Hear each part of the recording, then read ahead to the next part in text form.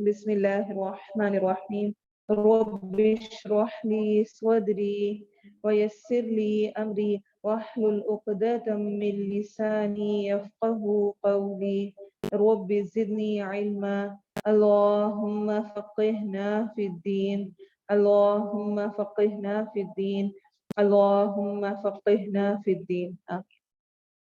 सूरह मुजादिला मदनी सूरत है। 28वां पारा शुरू हो रहा है। शुरू अल्लाह के नाम से जो बेहद रहम वाला निहायत मेहरबान है।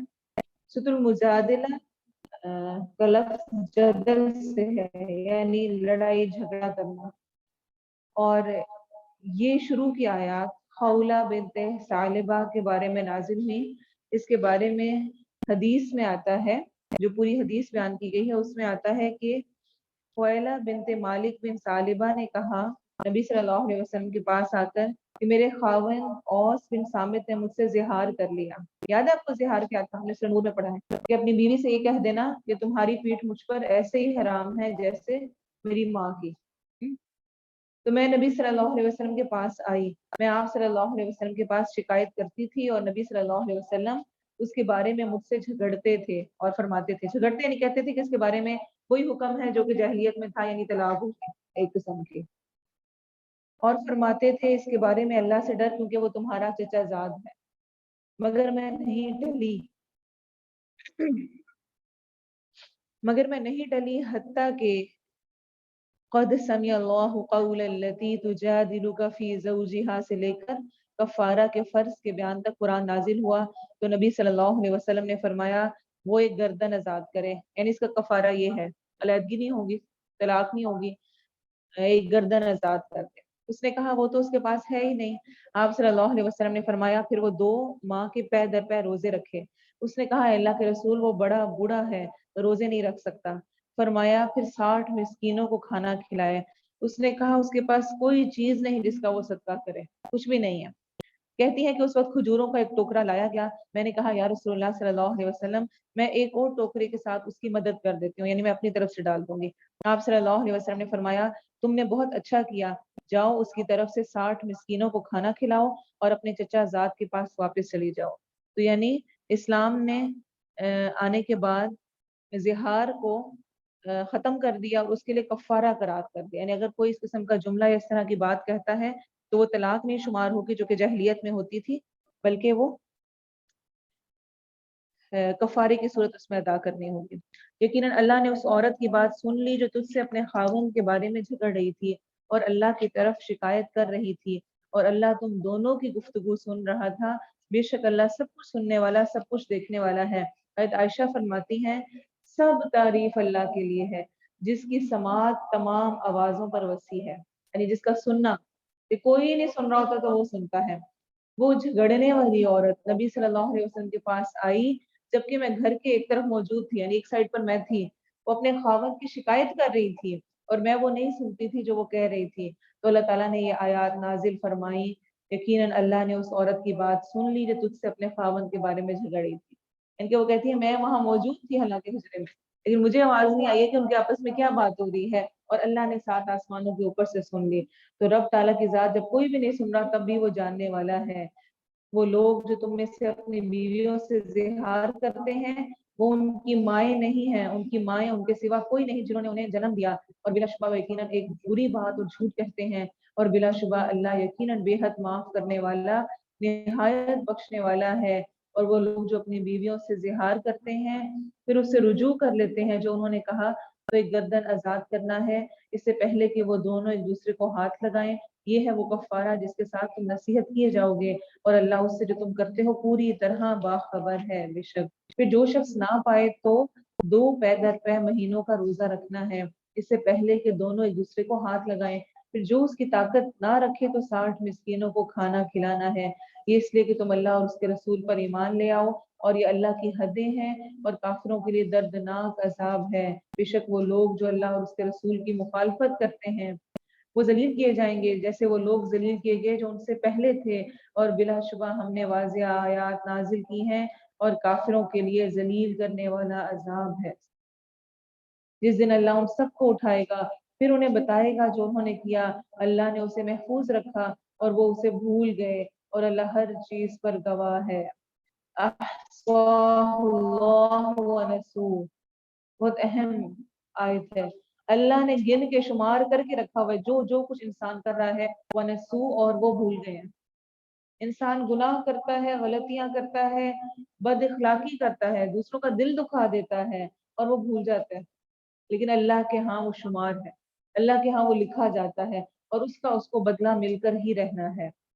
کیا تو نے نہیں دیکھا کہ اللہ جانتا ہے جو آسمانوں میں ہے اور جو زمین میں ہے؟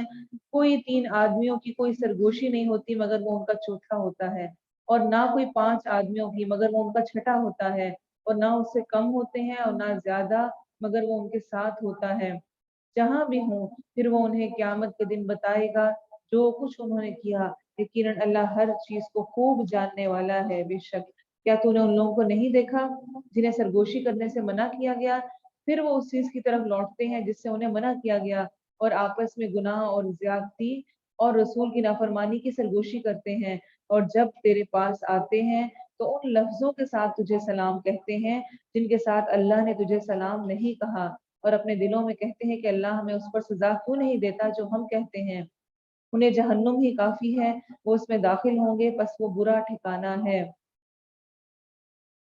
تو وہ تجھے سلام اس طرح کرتے ہیں جیسے اللہ نہیں کرتا۔ ہم جانتے ہیں اس کے بارے میں حدیث کہ یہود آ کر آپ کو السلام علیکم کی جگہ السلام علیکم کہتے تھے، اور سام عربی میں کہتے ہیں موت کو، تو اپنی زبان کو پھیر کر جس طرح رائنا کو رائنا بنا لیتے تھے، چرواہے کا میننگ دے دیتے، ایسے ہی تو اپنے الفاظ کو الٹ پھیر کرتے رہتے ہیں، اور ان کی دیکھا دیکھی منافقین بھی کچھ اس قسم کا رویہ رکھتے تھے۔ اس کو یہاں پر اس کی تردید کی جا رہی ہے، اور یہ مشہور روایت ہے، صحیح مسلم کی حدیث ہے، اور اس کے الفاظ اتنے اہم ہیں کہ اس کو میں دوبارہ سے ریپیٹ کروں گی، ہم پہلے بھی اس کو سن چکے ہیں کہ عائشہ رضی اللہ عنہا بیان کرتی ہیں کچھ یہودی لوگ نبی صلی اللہ علیہ وسلم کے پاس آئے اور انہوں نے آ کر کہا السلام علیکم، تو آپ صلی اللہ علیہ وسلم نے جواب میں کہا وعلیکم، تو اس پر حضرت عائشہ کہتی ہیں کہ مجھے غصہ آ گیا اور میں نے نازیبا الفاظ کہے، اور کیا کہا، بلکہ تم پر موت اور مذمت ہو، تم ایسے ہو، میں نے آگے سے جواب دیا، تو آپ نے فرمایا عائشہ کیا کیوں ایسے کہہ رہی ہو؟ تو حضرت عائشہ نے کہا آپ نے نہیں سنا جو انہوں نے کہا ہے؟ آپ صلی اللہ علیہ وسلم نے فرمایا تو کیا میں نے وہ بات انہی پر لوٹا نہیں دی جو انہوں نے کہی ہے؟ میں نے کہہ دیا وعلیکم، تم پر بھی ہو، اپنی زبان خراب کرنے کی ضرورت نہیں ہے، خود کو نہیں کہ دوسرے نے 2 سنائی ہیں تو میں بھی آگے سے 4 سنا دوں۔ آپ صلی اللہ علیہ وسلم نے ان کو جواب میں کیا کہا وعلیکم، تمہارے لیے بھی وہی، وعلیکم کا مطلب کیا ہے، تمہارے لیے بھی وہی جو مجھے کہہ رہے ہو۔ تو اللہ عز و جل نے یہ آیت نازل فرمائی کہ اور جب وہ تمہارے پاس آتے ہیں تو تجھے ایسے سلام کرتے ہیں جن کے ساتھ اللہ نے تجھے سلام نہیں کیا۔ یا ایھا الذین آمنوا اذا تناجیتم فلا تتناجوا بالاثم والعدوان ومعصیۃ الرسول وتناجوا بالبر والتقوی، اے لوگوں جو ایمان لائے ہو، جب تم آپس میں سرگوشی کرو تو گناہ اور زیادتی اور رسول کی نافرمانی کی سرگوشی نہ کرو، اور نیکی اور تقوی کی سرگوشی کرو، اور اللہ سے ڈرو جس کی طرف تم اکٹھے کیے جاؤ گے۔ یہ سرگوشی تو شیطان ہی کی طرف سے ہے تاکہ وہ ان لوگوں کو غم میں مبتلا کرے جو ایمان لائے، حالانکہ وہ اللہ کے حکم کے بغیر انہیں ہرگز کوئی نقصان پہنچانے والا نہیں، اور اللہ ہی پر پس لازم ہے کہ مومن بھروسہ کریں۔ آپ صلی اللہ علیہ وسلم نے فرمایا جب تم 3 آدمی ہو تو 2 آدمی تیسرے کے بغیر آپس میں سرگوشی نہ کریں، یہاں تک کہ تم دوسرے لوگوں کے ساتھ مل جاؤ، کیونکہ یہ چیز اسے غمگین کرے گی۔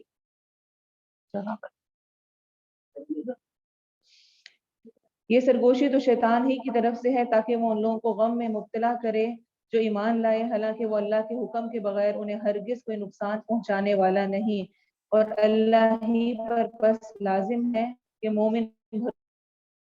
تو سرگوشی کرنا یعنی آپس میں بیٹھے ہوئے ایک دوسرے کو، 3 لوگ بیٹھے ہوئے خاص طور پہ، زیادہ لوگ بیٹھے ہوئے پھر تو کوئی ضروری بات ہے، مثلا اس طرح ابھی ہم سارے بیٹھے ہیں، کوئی ضروری بات پیش آتی ہے، کوئی آ کر مجھے کچھ ہلکا سا کہہ دیتا ہے، وہ ایک الگ چیز ہے، لیکن اس کے علاوہ 3 لوگ بیٹھے ہوئے ہیں یا 4 لوگ بیٹھے ہوئے ہیں، 3 لوگ بیٹھے ہیں تو 2 سرگوشی آپس میں باتیں کان میں کرنے لگ جائیں، یا 4 لوگ بیٹھے ہیں تو 3 کرنے لگ جائیں آپس میں، اس کو ناپسندیدہ قرار دیا گیا ہے، اس کو پسند نہیں کیا گیا ہے۔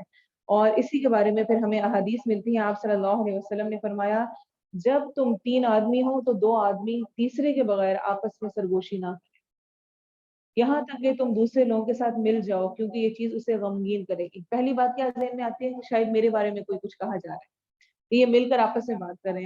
آپ دیکھیں اللہ تعالیٰ کا رحم کتنا ہے اور اللہ کتنا رحیم ہے کہ اس معاملے میں بھی کہ کہیں پر کوئی تھوڑی سی بھی کسی کو پریشانی نہ ہو، کچھ مسئلہ پیش نہ آئے، کسی کا دل نہ دکھے، اتنی بھی انسٹرکشنز اور اتنی بھی ہمیں کہہ دی گئی ہے۔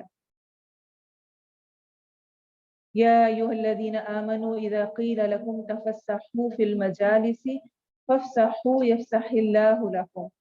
دیکھیں ابھی ہمیں یہ معاملہ پیش آیا ہے اور اللہ نے ساتھ ہی آیات بتا دی ہیں، غور سے سنیں۔ اے لوگوں جو ایمان لائے ہو، جب تم سے کہا جائے کہ مجلسوں میں کھل جاؤ تو کھل جاؤ، یعنی جب باہر سے کوئی آئے تو اس کے لیے جگہ بناؤ۔ ہمیں جگہ بنانے کا حکم دیا گیا ہے، اور یہ دوسرے کی مہمان کی عزت ہے، تکریم ہے کہ جب کوئی آئے تو اس کے لیے جگہ دی جائے، اس کو جگہ اس کے لیے بنائی جائے۔ نبی صلی اللہ علیہ وسلم، حضرت فاطمہ بھی آتی، بیٹی تھی، تو آپ اٹھ کر کھڑے ہوتے، آپ ان کو اپنی جگہ پر بٹھاتے اور اپنی چادر ان کے لیے بچھاتے، حالانکہ وہ چھوٹی تھی۔ ہاں، تو اس چیز کا خیال ہونا چاہیے کہ جب بھی کوئی مہمان کوئی بھی آپ کے پاس آئے، خاص طور پر کوئی بڑا ہو، تو اس میں اس کا خیال کیا جائے، اس کے لیے کشادگی کی جائے، اپنی جگہ ہی پکی کر کے نہ بیٹھی جائے۔ چاہے ہمارے یہاں اکثر و بیشتر یہ ہوتا ہے، جگہ بھی رکھی جاتی ہیں، فلاں کی جگہ فلاں کی، چاہے کوئی پہلے آ جائے لیکن اس کو جگہ نہیں ملنی ہے، وہ جو اس نے ہے نا اس سے جگہ رکھوائی ہوئی، یہاں پر تو اس نے بیٹھنا ہے پکا، وہ جگہ اس کی الاٹ ہوگی۔ ایسا ہرگز نہیں ہونا چاہیے۔ جو پہلے آیا اس کا حق ہے وہ بیٹھے گا، جو بعد میں آیا وہ بعد میں ہی بیٹھے گا۔ اور ہاں، لیکن اگر کوئی اپنے حسن خلق کے بنا پر اچھے طور پر کسی کو دینا چاہے جگہ، اور خاص طور پہ کوئی بڑا ہو، تو یہ اس کا ظرف ہے، اچھی بات ہے۔ اور کیا کہا جا رہا ہے ہمیں؟ اے لوگوں جو ایمان لائے ہو، جب تم سے کہا جائے کہ مجلسوں میں کھل جاؤ، کشادگی پیدا کرو، جگہ بناؤ دوسروں کے لیے، تو کھل جاؤ، جگہ بناؤ۔ فائدہ کیا ہوگا؟ سبحان اللہ، یفسح اللہ لکم، اللہ تمہارے لیے کشادگی کر دے گا، اللہ تمہیں فراغی دے گا، اللہ تمہارے اندر فراغی ڈال دے گا۔ اور کس چیز میں فراغی ڈالے گا؟ دلوں میں۔ اللہ دلوں کی تنگی کو دور کرے گا۔ اور یہ اللہ تعالیٰ کا قانون ہے کہ انسان جو کرتا ہے ویسا ہی اس کو واپس ریٹرن میں ملتا ہے، جو چیز جس چیز کی طرف وہ بڑھتا ہے وہی اس کے لیے ہوتا ہے۔ جیسے کہ حدیث میں آتا ہے، جو شخص دنیا میں مسجد بنائے گا، اللہ تعالیٰ قیامت کے دن یعنی کہ جنت میں اس کے لیے گھر بنا دے گا، تو جو اس نے کیا ویسے ہی بدلہ اس کو مل جائے گا۔ ایسے ہی ایک اور حدیث میں آتا ہے، آپ صلی اللہ علیہ وسلم نے فرمایا، جو شخص کسی مومن سے دنیا کی مصیبتوں میں سے کوئی مصیبت دور کرے، اللہ تعالیٰ اس سے قیامت کے دن کی مصیبتوں میں سے کوئی مصیبت دور فرمائے گا۔ اور جو کسی تنگی والے پر آسانی کرے، اللہ تعالیٰ اس پر دنیا اور آخرت میں آسانی کرے گا۔ کسی پر تنگی ہے، اس میں آسانی کر دینا، اس کی مدد کر دینا، اس کا کیا فائدہ ہوگا؟ کہ جب آخرت میں انسان کو ضرورت ہوگی اس وقت اللہ اس کے لیے آسانی کر دے گا۔ اور جو شخص کسی مسلمان کے عیبوں پر پردہ ڈالے، پتہ ہے کہ وہ اچھا نہیں، کچھ بھی ایسی بات ہے اس کو کر دے، تو اللہ تعالیٰ دنیا اور آخرت میں اس کے عیبوں پر پردہ ڈالے گا۔ اور اللہ تعالیٰ بندے کی مدد میں ہوتا ہے جب تک بندہ اپنے بھائی کی مدد کرتا ہے۔ جب تک آپ کسی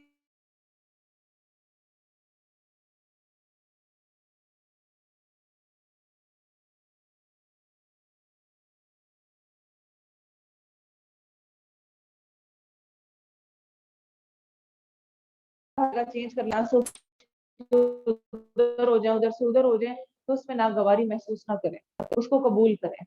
اللہ ان لوگوں کو درجوں میں بلند کرے گا جو تم میں سے ایمان لائے اور جنہیں علم دیا گیا، اور اللہ اس سے جو تم کرتے ہو پوری طرح باخبر ہے۔ تو جو علم والے ہیں ان کے لیے درجات بلند ہیں، یاد رکھیں۔ علم کا پانا آپ کا رمضان سے پہلے جو درجہ ہوگا اللہ کے ہاں، وہ اور جو اب درجہ ہے وہ برابر نہیں ہوگا۔ جو علم آپ نے اب اس عرصے میں سیکھا اور روز آتے رہے، پڑھتے رہے، سمجھتے رہے، جو اس وقت آپ جس درجے پہ پہنچ چکے ہیں وہ آپ کا پہلے نہیں تھا۔ اور اسی طرح انسان سیکھتا رہے، بڑھتا رہے، تو اس کے درجات بلند ہوتے رہتے ہیں۔ علم آتا ہے تو عمل آتا ہے، اس لیے وہ ایک مشہور قول ہے، علم عمل کو آواز دیتا ہے، نہ پائے تو لوٹ جاتا ہے۔ علم بھی تب تک رہتا ہے انسان کے پاس جب تک وہ عمل کر رہا ہو۔ مثلا میں نے 10 باتیں سنی یا میں نے پورا سپارہ سنا، اس میں سے میں نے 2 باتوں پہ عمل کر لیا تو بس وہ ہی میرا علم ہوگا، کیونکہ وہ مجھے یاد رہ گیا۔ جو باقی سارا جس پر میں نے عمل نہیں کیا وہ میرے اصل میں علم رہا ہی نہیں، وہ ختم ہو گیا، بھول گئے۔ پھر سنتے ہیں اگلے سال دورہ قرآن میں، پھر کبھی سنتے ہیں تو کہتے ہیں ہاں یہ تو پہلے بھی سنا تھا، ہوتا ہے نا اس طرح، پھر یاد آتا ہے۔ تو جو چیز عمل میں آ جاتی ہے اصل میں وہی چیز سب سے زیادہ انسان کے لیے علم نافع والی ہے۔ اللہ ہمیں علم نافع کی توفیق دے۔ اور اسی لیے جو حدیث میں بھی آتا ہے کہ قرآن پڑھنے والے شخص سے قیامت کے دن کیا کہا جائے گا؟ پڑھتا جا اور چڑھتا جا، یعنی اتنے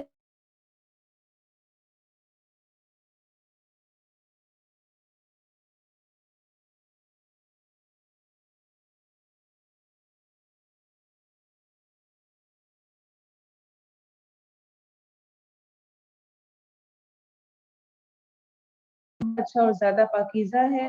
پھر اگر نہ پاؤ تو یقیناً اللہ بے حد بخشنے والا نہایت مہربان ہے۔ کیا تم اس سے ڈر گئے کہ اپنی سرگوشی سے پہلے کچھ صدقے پیش کرو؟ اصل میں یہ حکم اس لیے آیا کہ لوگ آ کر نبی صلی اللہ علیہ وسلم کا مرتبہ اعلیٰ تھا، آپ نبی تھے، تو لوگوں کا دل کرتا اور مختلف لوگ ایسا کرتے کہ بار بار آ کر آپ کو تنگ کرتے، کبھی کچھ سوال، ہم نے اکیلے میں ملنا ہے، ہم نے یہ بات کرنی ہے، ہم نے یہ کرنا ہے۔ تو اس پر اللہ کی طرف سے کیا حکم آ گیا کہ کچھ صدقہ دے کر پھر جا کے ملاقات ہو سکتی ہے۔ تو لوگ اس بارے میں کانشیس ہو گئے، انہیں ہو گیا کہ اچھا نہیں، یہ ایک ایسا معاملہ ہے جس میں ہمیں بہت خیال کر کے کرنا ہے، اور بعد میں اگلی آیت میں اس کو منسوخ کر دیا گیا، یعنی کہ اس حکم کو ختم کر دیا گیا۔ کیا تو نے ان لوگوں کو نہیں دیکھا جنہوں نے ان لوگوں کو دوست بنا لیا جن پر اللہ غصے ہو گیا؟ وہ نہ تم سے ہیں اور نہ ان سے، اور وہ جھوٹ پر قسمیں کھاتے ہیں حالانکہ وہ جانتے ہیں اللہ نے ان کے لیے بہت سخت عذاب تیار کیا ہے۔ بے شک یہ لوگ برا ہے جو کچھ کرتے رہے ہیں، انہوں نے اپنی قسموں کو ایک طرح کی ڈھال بنا لیا، بس انہوں نے اللہ کی راہ سے روکا، سو ان کے لیے رسوا کرنے والا عذاب ہے۔ ان کے اموال اللہ کے مقابلے میں ہرگز ان کے کسی کام نہ آئیں گے، اور نہ ہی ان کی اولاد۔ یہ لوگ آگ میں رہنے والے ہیں، وہ اس میں ہمیشہ رہنے والے ہیں۔ اللہم اجرنا من النار۔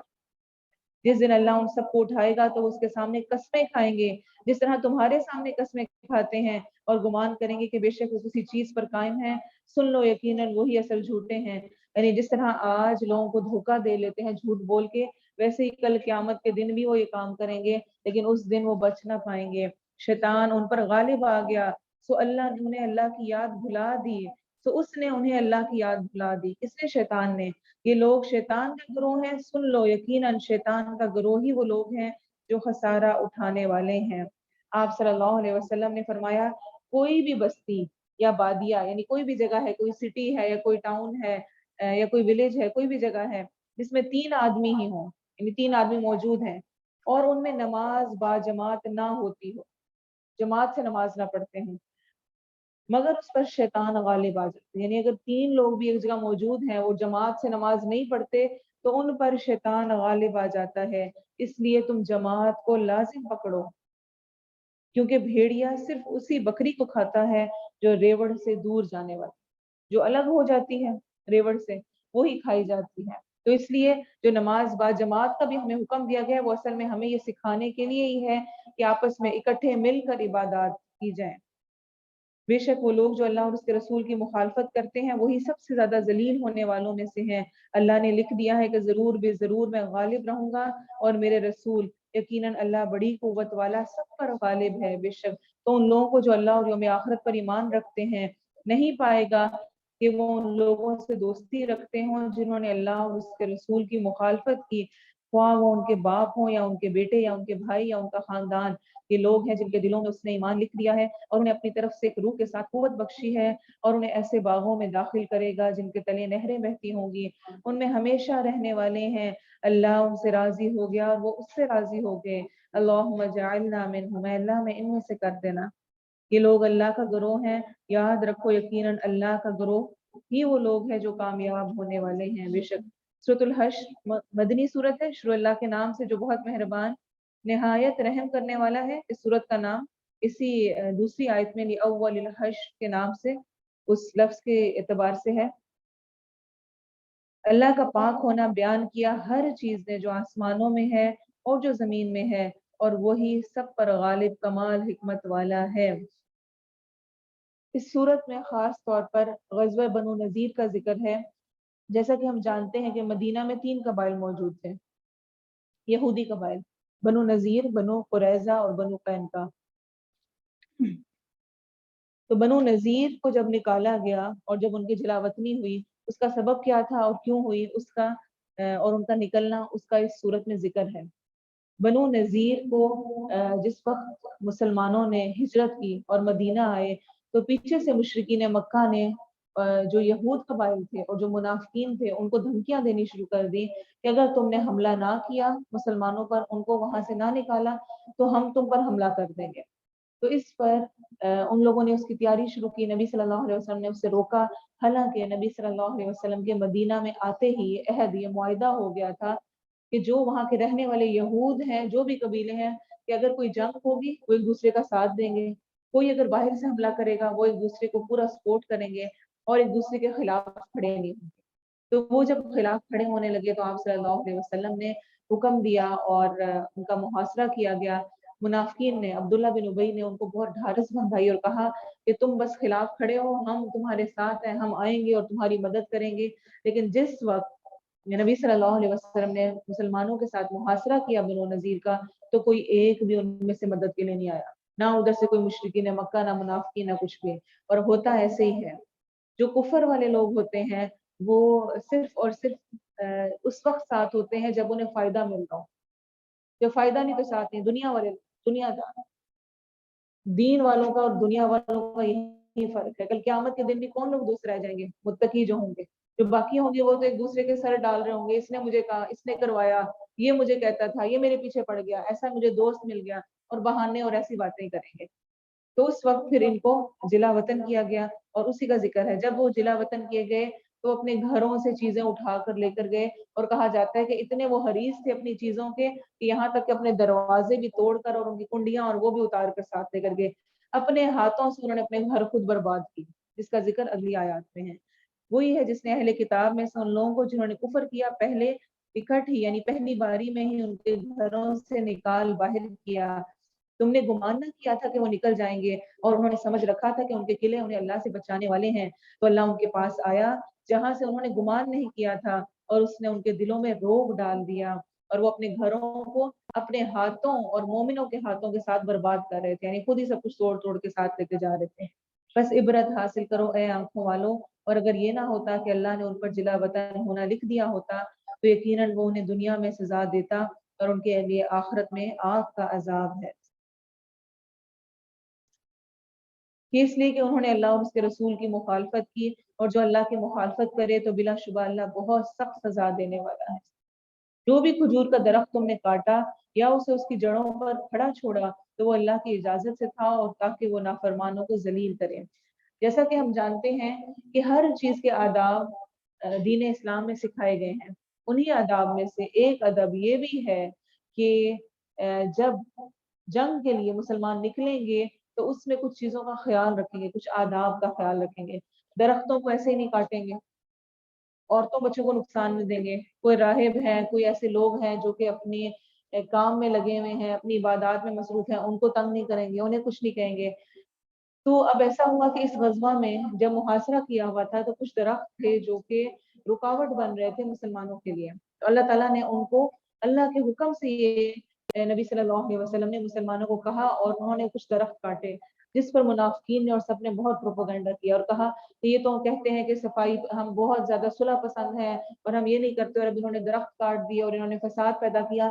تو اس پر یہ آیات نازل ہوئی کہ جو درخت انہوں نے کاٹا یا جڑوں پر چھوڑے رکھا وہ سب اللہ کے حکم سے تھا، تاکہ وہ نافرمانوں کو ذلیل کریں۔ اور جو مال اللہ نے ان سے اپنے رسول پر لوٹایا تو تم نے اس پر نہ کوئی گھوڑے دوڑائے اور نہ اونٹ، یعنی جو کچھ ان سے ملا، اس کو مال فیء کہتے ہیں، جو کہ بغیر کسی جنگ کے مسلمانوں کے ہاتھ آتا ہے۔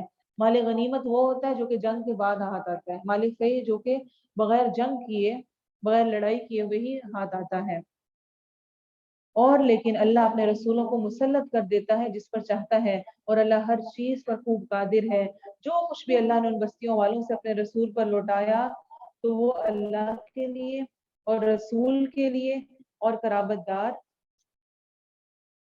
اور یتیموں اور مسکینوں اور مسافر کے لیے ہے، تاکہ وہ تم میں سے مالداروں کے درمیان ہی گردش کرنے والا نہ ہو، اور رسول تمہیں جو کچھ دے تو वो तुम ले लो, और जिससे तुम्हें रोक दे तो रुक जाओ, और अल्लाह से डरो, यकीनन अल्लाह बहुत सख्त सजा देने वाला है।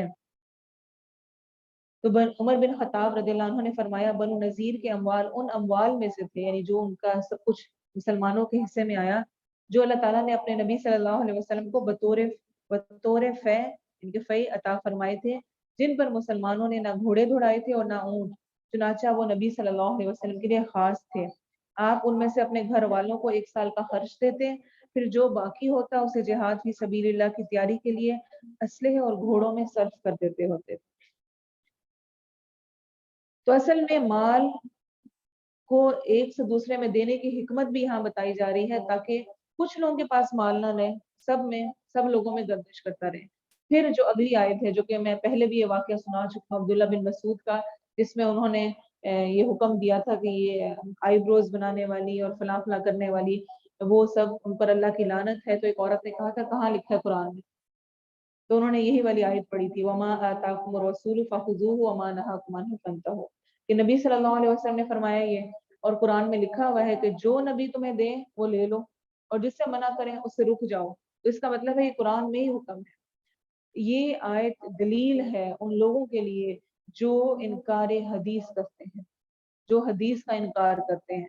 कुछ ऐसे आप जानते होंगे, ऐसे इस वक्त फिरके भी मौजूद हैं जो कहते हैं कि कुरान काफी है, हदीस की जरूरत नहीं, या वो कुछ हदीसों को तो मानते हैं और कुछ में कहते हैं नहीं, ये चूंकि अकल को नहीं लगती है इसलिए हम इनको कबूल ही नहीं करते हैं, चाहे वो सही बुखारी में, सही मुस्लिम में है, कहीं भी है। तो इस किस्म के जितने लोग मौजूद हैं उन सब के लिए ये आयत काफी है कि हमें ये वाज़िया हुक्म दे दिया गया है कि जो रसूल तुम्हें दें उसको ले लो, बशर्ते कि वो हमें सही हदीस से मिल रहा है, और जिससे मना कर दें उससे रुक जाओ। फिर इसमें ये ना कहो नहीं इसको करने में क्या हर्ज है, तो क्या हुआ अगर हम कर लेंगे?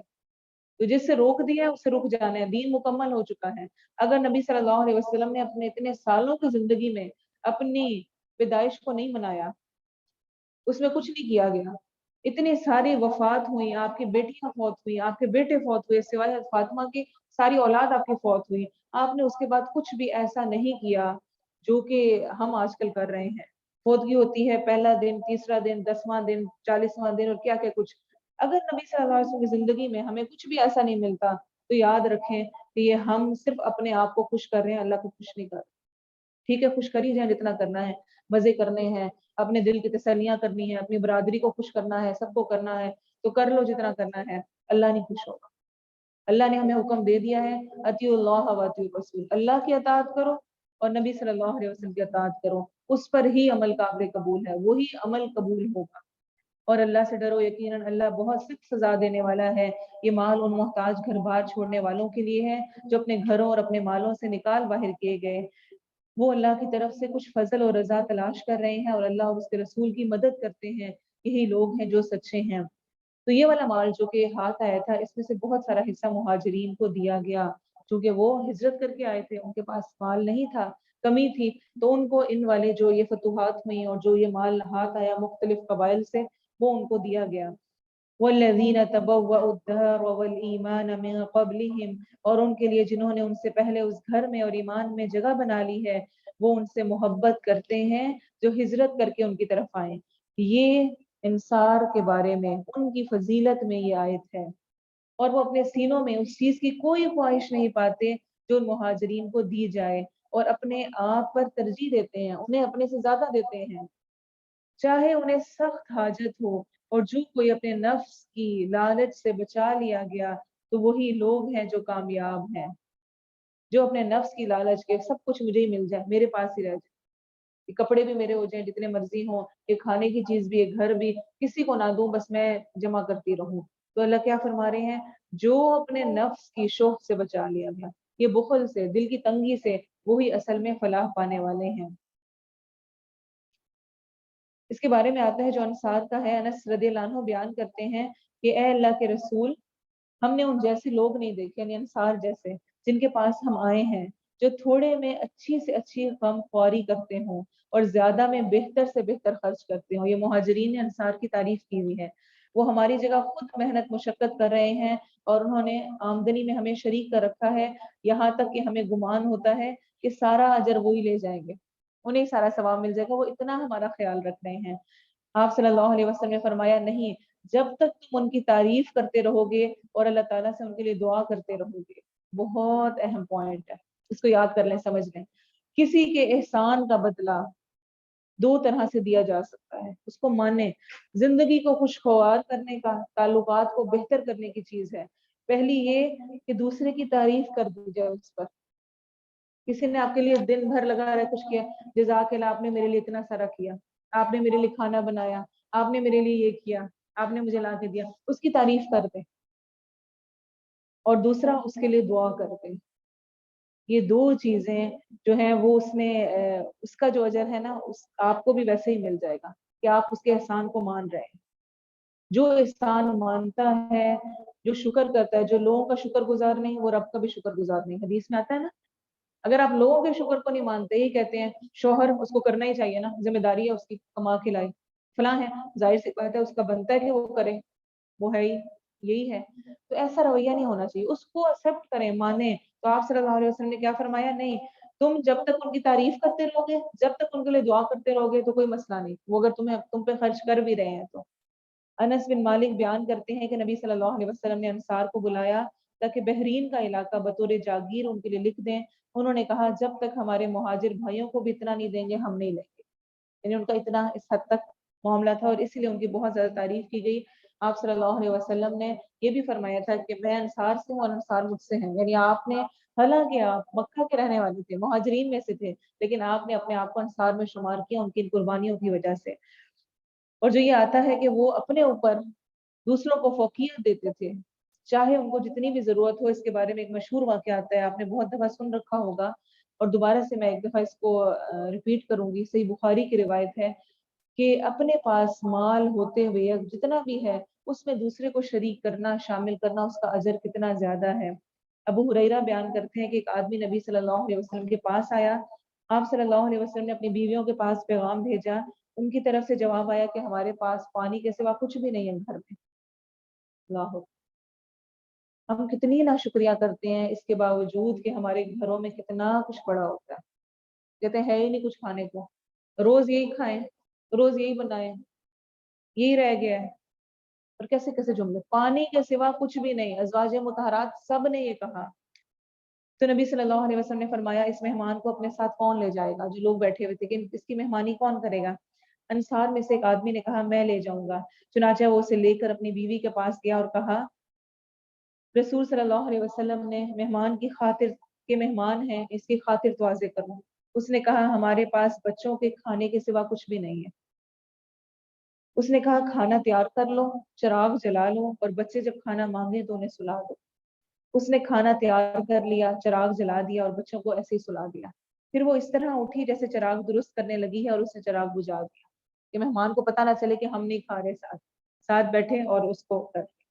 میاں بیوی دونوں اس کے سامنے یہی ظاہر کرتے رہے کہ وہ کھا رہے ہیں, مگر انہوں نے وہ رات خالی پیٹ گزار دی. جب صبح ہوئی اور وہ انصاری نبی صلی اللہ علیہ وسلم کے پاس گیا تو آپ صلی اللہ علیہ وسلم نے فرمایا آج رات تم دونوں میاں بیوی کے کام پر اللہ تعالیٰ ہنس پڑا. یا فرمایا کہ اس نے تعجب کیا, یعنی اللہ اتنا خوش ہوا. آپ سوچیں کہ ہوتا ہے نا کبھی بچہ کوئی اچھا کام کرتے ایک دم سے ہمارے چہرے میں مسکراہٹ آتی ہے, کتنا اچھا, کتنا اس نے اچھا رسپانس دیا. تو رب تعالیٰ اس طرح خوش ہوا, اتنا خوش ہوا. تو اللہ تعالیٰ نے یہ آیت نازل فرما دی. تو جب اللہ کی خاطر انسان قربانی دیتا ہے, قدر کرتا ہے, تو اللہ تعالیٰ اس کی قدر کو ضائع نہیں کرتا. اللہ اس کی اس سے بڑھ کر قدر کرتا ہے. اور آپ صلی اللہ علیہ وسلم نے فرمایا اور جو سوال سے بچے گا اللہ تعالیٰ اسے بچا لے گا. جو دوسروں سے مانگنے سے, سوال کرنے سے بچے گا. اور جو غنی بننے کی کوشش کرے گا اللہ تعالیٰ اسے غنی بنا دے گا. ہمیں کرنے کی ضرورت ہے. اور جو صبر کی کوشش کرے گا اللہ اسے صبر عطا کر دے گا. یہ نہیں کہا کریں کہ میں نہیں صبر کر سکتی, مجھ سے نہیں ہوتا. اور کسی شخص کو کوئی ایسا عطیہ نہیں دیا گیا جو صبر سے اچھا اور زیادہ وسیع ہو. یعنی کسی کو صبر کرنا آ گیا تو اس کو اس سے بڑھ کر کوئی اور تحفہ نہیں ہے اللہ کی طرف سے. اور ان کے لیے جو ان کے بعد آئے وہ کہتے ہیں اے ہمارے رب ہمیں اور ہمارے ان بھائیوں کو بخش دے جنہوں نے ایمان لانے میں ہم سے پہل کی, اور ہمارے دلوں میں ان لوگوں کے لیے کوئی کینہ نہ رکھ جو ایمان لائے. اے ہمارے رب یقیناً تو بے حد شفقت کرنے والا, نہایت رحم والا ہے. سورۃ الحشر کی آیت نمبر 10 بہت پیاری دعا ہے. اس میں خاص طور پہ ہمیں جو کسی کے بارے میں اگر کینہ ہو، بغض ہو، دل صاف نہیں ہوتا اس کے بارے میں، دل نہ چاہتے ہوئے نا اس کے بارے میں کھٹا ہی رہتا ہے، اس کو اس دعا کو پڑھ کر اس کو سوچتے ہوئے دعا پڑھیں۔ یہ خاص طور پہ اس میں کہا گیا ہے کہ ہمیں اور ہمارے بھائیوں کو بخش دے جو ایمان لائے ہم سے پہل کی، اور ہمارے دلوں میں ان لوگوں کے لیے کوئی کینہ نہ رکھ جو ایمان لائے، کہ کسی قسم کا کسی کے بارے میں کوئی ہمارے دل میں کوئی برائی، کچھ بھی کھٹاس، کچھ بھی ایسا نہ ہو۔ تو ربنا اغفر لنا ولاخواننا الذين سبقونا سبقنا بالایمان ولا بالإيمان تجعل في ولا قلوبنا تجعل غلا في للذين آمنوا ربنا انك ربنا رؤوف رحيم۔ إنك رؤوف رحيم۔ کیا تو نے ان لوگوں کو نہیں دیکھا جنہوں نے منافقت کی؟ یہ وہی کا ذکر ہے جنہوں نے بنو نذیر میں یہودیوں کی مدد کی تھی، مدد کا کہا تھا، کرنے کے لیے تو پہنچے نہیں تھے۔ وہ اپنے ان بھائیوں سے کہتے ہیں جنہوں نے اہل کتاب میں سے کفر کیا، یقیناً اگر تمہیں نکالا گیا تو ضرور بس ضرور ہم بھی تمہارے ساتھ نکلیں گے، یعنی تم لڑو، اگر تمہیں نکالا جائے گا تو ہم بھی نکلیں گے، منافقین نے یہ کہا، اور تمہارے بارے میں کبھی کسی کی بات نہیں مانیں گے، اور اگر تم سے جنگ کی گئی تو ضرور بے ضرور ہم تمہاری مدد کریں گے، اور اللہ شہادت دیتا ہے کہ بلا شبہ وہ یقیناً جھوٹے ہیں، یقیناً اگر انہیں نکالا گیا تو وہ ان کے ساتھ نہ نکلیں گے، اور یقیناً اگر ان سے جنگ کی گئی تو وہ ان کی مدد نہ کریں گے، اور یقیناً اگر انہوں نے ان کی مدد کی تو وہ ضرور بے ضرور پیٹھیں پھیریں گے، پھر وہ مدد نہیں کیے جائیں گے، بلا شبہ تم ان کے سینوں میں خوف کے اعتبار سے اللہ سے زیادہ سخت ہو، اس لیے کہ وہ ایسے لوگ ہیں جو نہیں سمجھتے، وہ اکٹھے ہو کر تم سے نہیں لڑیں گے مگر قلعہ بند بستیوں میں یا دیواروں کے پیچھے سے، ان کی لڑائی آپس میں بہت سخت ہے، تو خیال کرے گا کہ وہ اکٹھے ہیں، تو خیال کرے گا کہ وہ اکٹھے ہیں، حالانکہ ان کے دل الگ الگ ہیں، یعنی جو ایمان پر نہیں ہوتا ان کے دل الگ ہوتے ہیں، اور مومنین کی نشانی ہے کہ ان کے دل آپس میں جڑے ہوتے ہیں، اس لیے کہ وہ ایسے لوگ ہیں جو عقل نہیں رکھتے، ان لوگوں کے حال کی طرح جو ان سے پہلے قریب ہی تھے، انہوں نے اپنے کام کا وبال چکھا اور ان کے لیے دردناک سزا ہے، شیطان کے حال کی طرح جب اس نے انسان سے کہا کفر کر، پھر جب وہ کفر کر چکا تو اس نے کہا بلا شبہ میں تجھ سے لا تعلق ہوں، بے شک میں اللہ سے ڈرتا ہوں جو تمام جہانوں کا رب ہے۔ یہ شیطان کا رویہ ہے، گناہ کروا کے، غلطی کروا کے پھر کہتے ہیں میں نے تو نہیں کہا، تم نے خود ہی کیا، میرا کوئی تعلق نہیں اس سے۔ کل قیامت کے دن بھی ہم پڑھ چکے ہیں شیطان مکر جائے گا، انہوں نے خود ہی کیا تھا، میں نے تو بس ان کو بتایا تھا، کروایا تو نہیں، کرنے والے تو یہ خود تھے۔ تو اس شیطان کے پیچھے لگ کر ہم اپنے آپ کو خراب کر لیں، اس سے بڑی بیوقوفی کوئی نہیں۔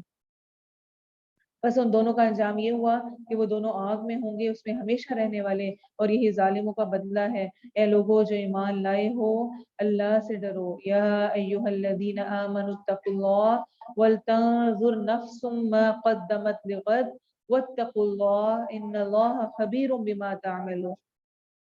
اے لوگو جو ایمان لائے ہو، اللہ سے ڈرو، اللہ سے ڈرو، اور ہر شخص یہ دیکھے کہ اس نے کل کے لیے کیا آگے بھیجا ہے، کچھ تیار کیا ہے۔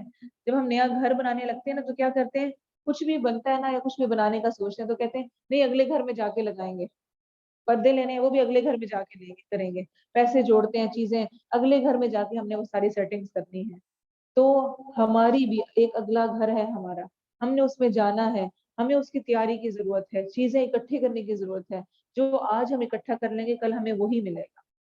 آج بچیاں جوان ہونے لگتی ہیں اور شروع سے بچپن سے سننے لگ جاتے ہیں ہم کیا کہ اگلے گھر جا کے کیا کرو گی، یہ نہیں تمہیں آتا، اگلے گھر جا کے کیا کرو گی، یہ نہیں تم نے کیا، اگلے گھر جا کر کیا کرو گی، اس اگلے گھر کی ہم فکر رکھتے ہیں، لیکن وہ جو دائمی ہمیشہ رہنے والا اگلا گھر ہے اس کی کسی کو فکر نہیں، اس میں جا کر کیا کریں گے، وہ کیسا ہوگا، جیسے بیج ڈالیں گے، جو اللہ کی راہ میں دیں گے، جو بھیجیں گے، جو اچھا کریں گے اسی کو وہاں پر پائیں گے۔ تو اللہ کیا فرما رہے ہیں، ہر نفس کو دیکھنا چاہیے کہ وہ آگے کیا بھیج رہا ہے، میں نے اپنے آگے کا سامان کیا کیا ہے، اور اللہ سے ڈرو، اللہ کا ڈر ایسا کہ اس کی محبت سے ڈر، یعنی محبت رکھتے ہوئے کہ کہیں وہ ناراض نہ ہو جائے۔ وَلَا تَكُونُوا كَالَّذِينَ نَسُوا اللَّهَ فَأَنسَاهُمْ أَنفُسَهُمْ، اور ان لوگوں کی طرح نہ ہو جاؤ جو اللہ کو بھول گئے تو اس نے انہیں ان کی جانیں بھلوا دی، اپنا بھی انہیں یاد ہے، خود کو بھی انہوں نے دنیا کے لیے کھپا دیا۔ یہی لوگ نافرمان ہیں، آگ والے اور جنت والے برابر نہیں ہیں، جو جنت والے ہیں وہی اصل کامیاب ہیں۔ دو ہی راستے ہیں، دو ہی طرح کے لوگ ہیں، قیامت کے دن دو ہی انجام ہونے ہیں، یا جنت یا جہنم۔ اگر میں جنت والے کام نہیں کر رہی ہوں تو इसका मतलब है जहन्नुम ही ठिकाना।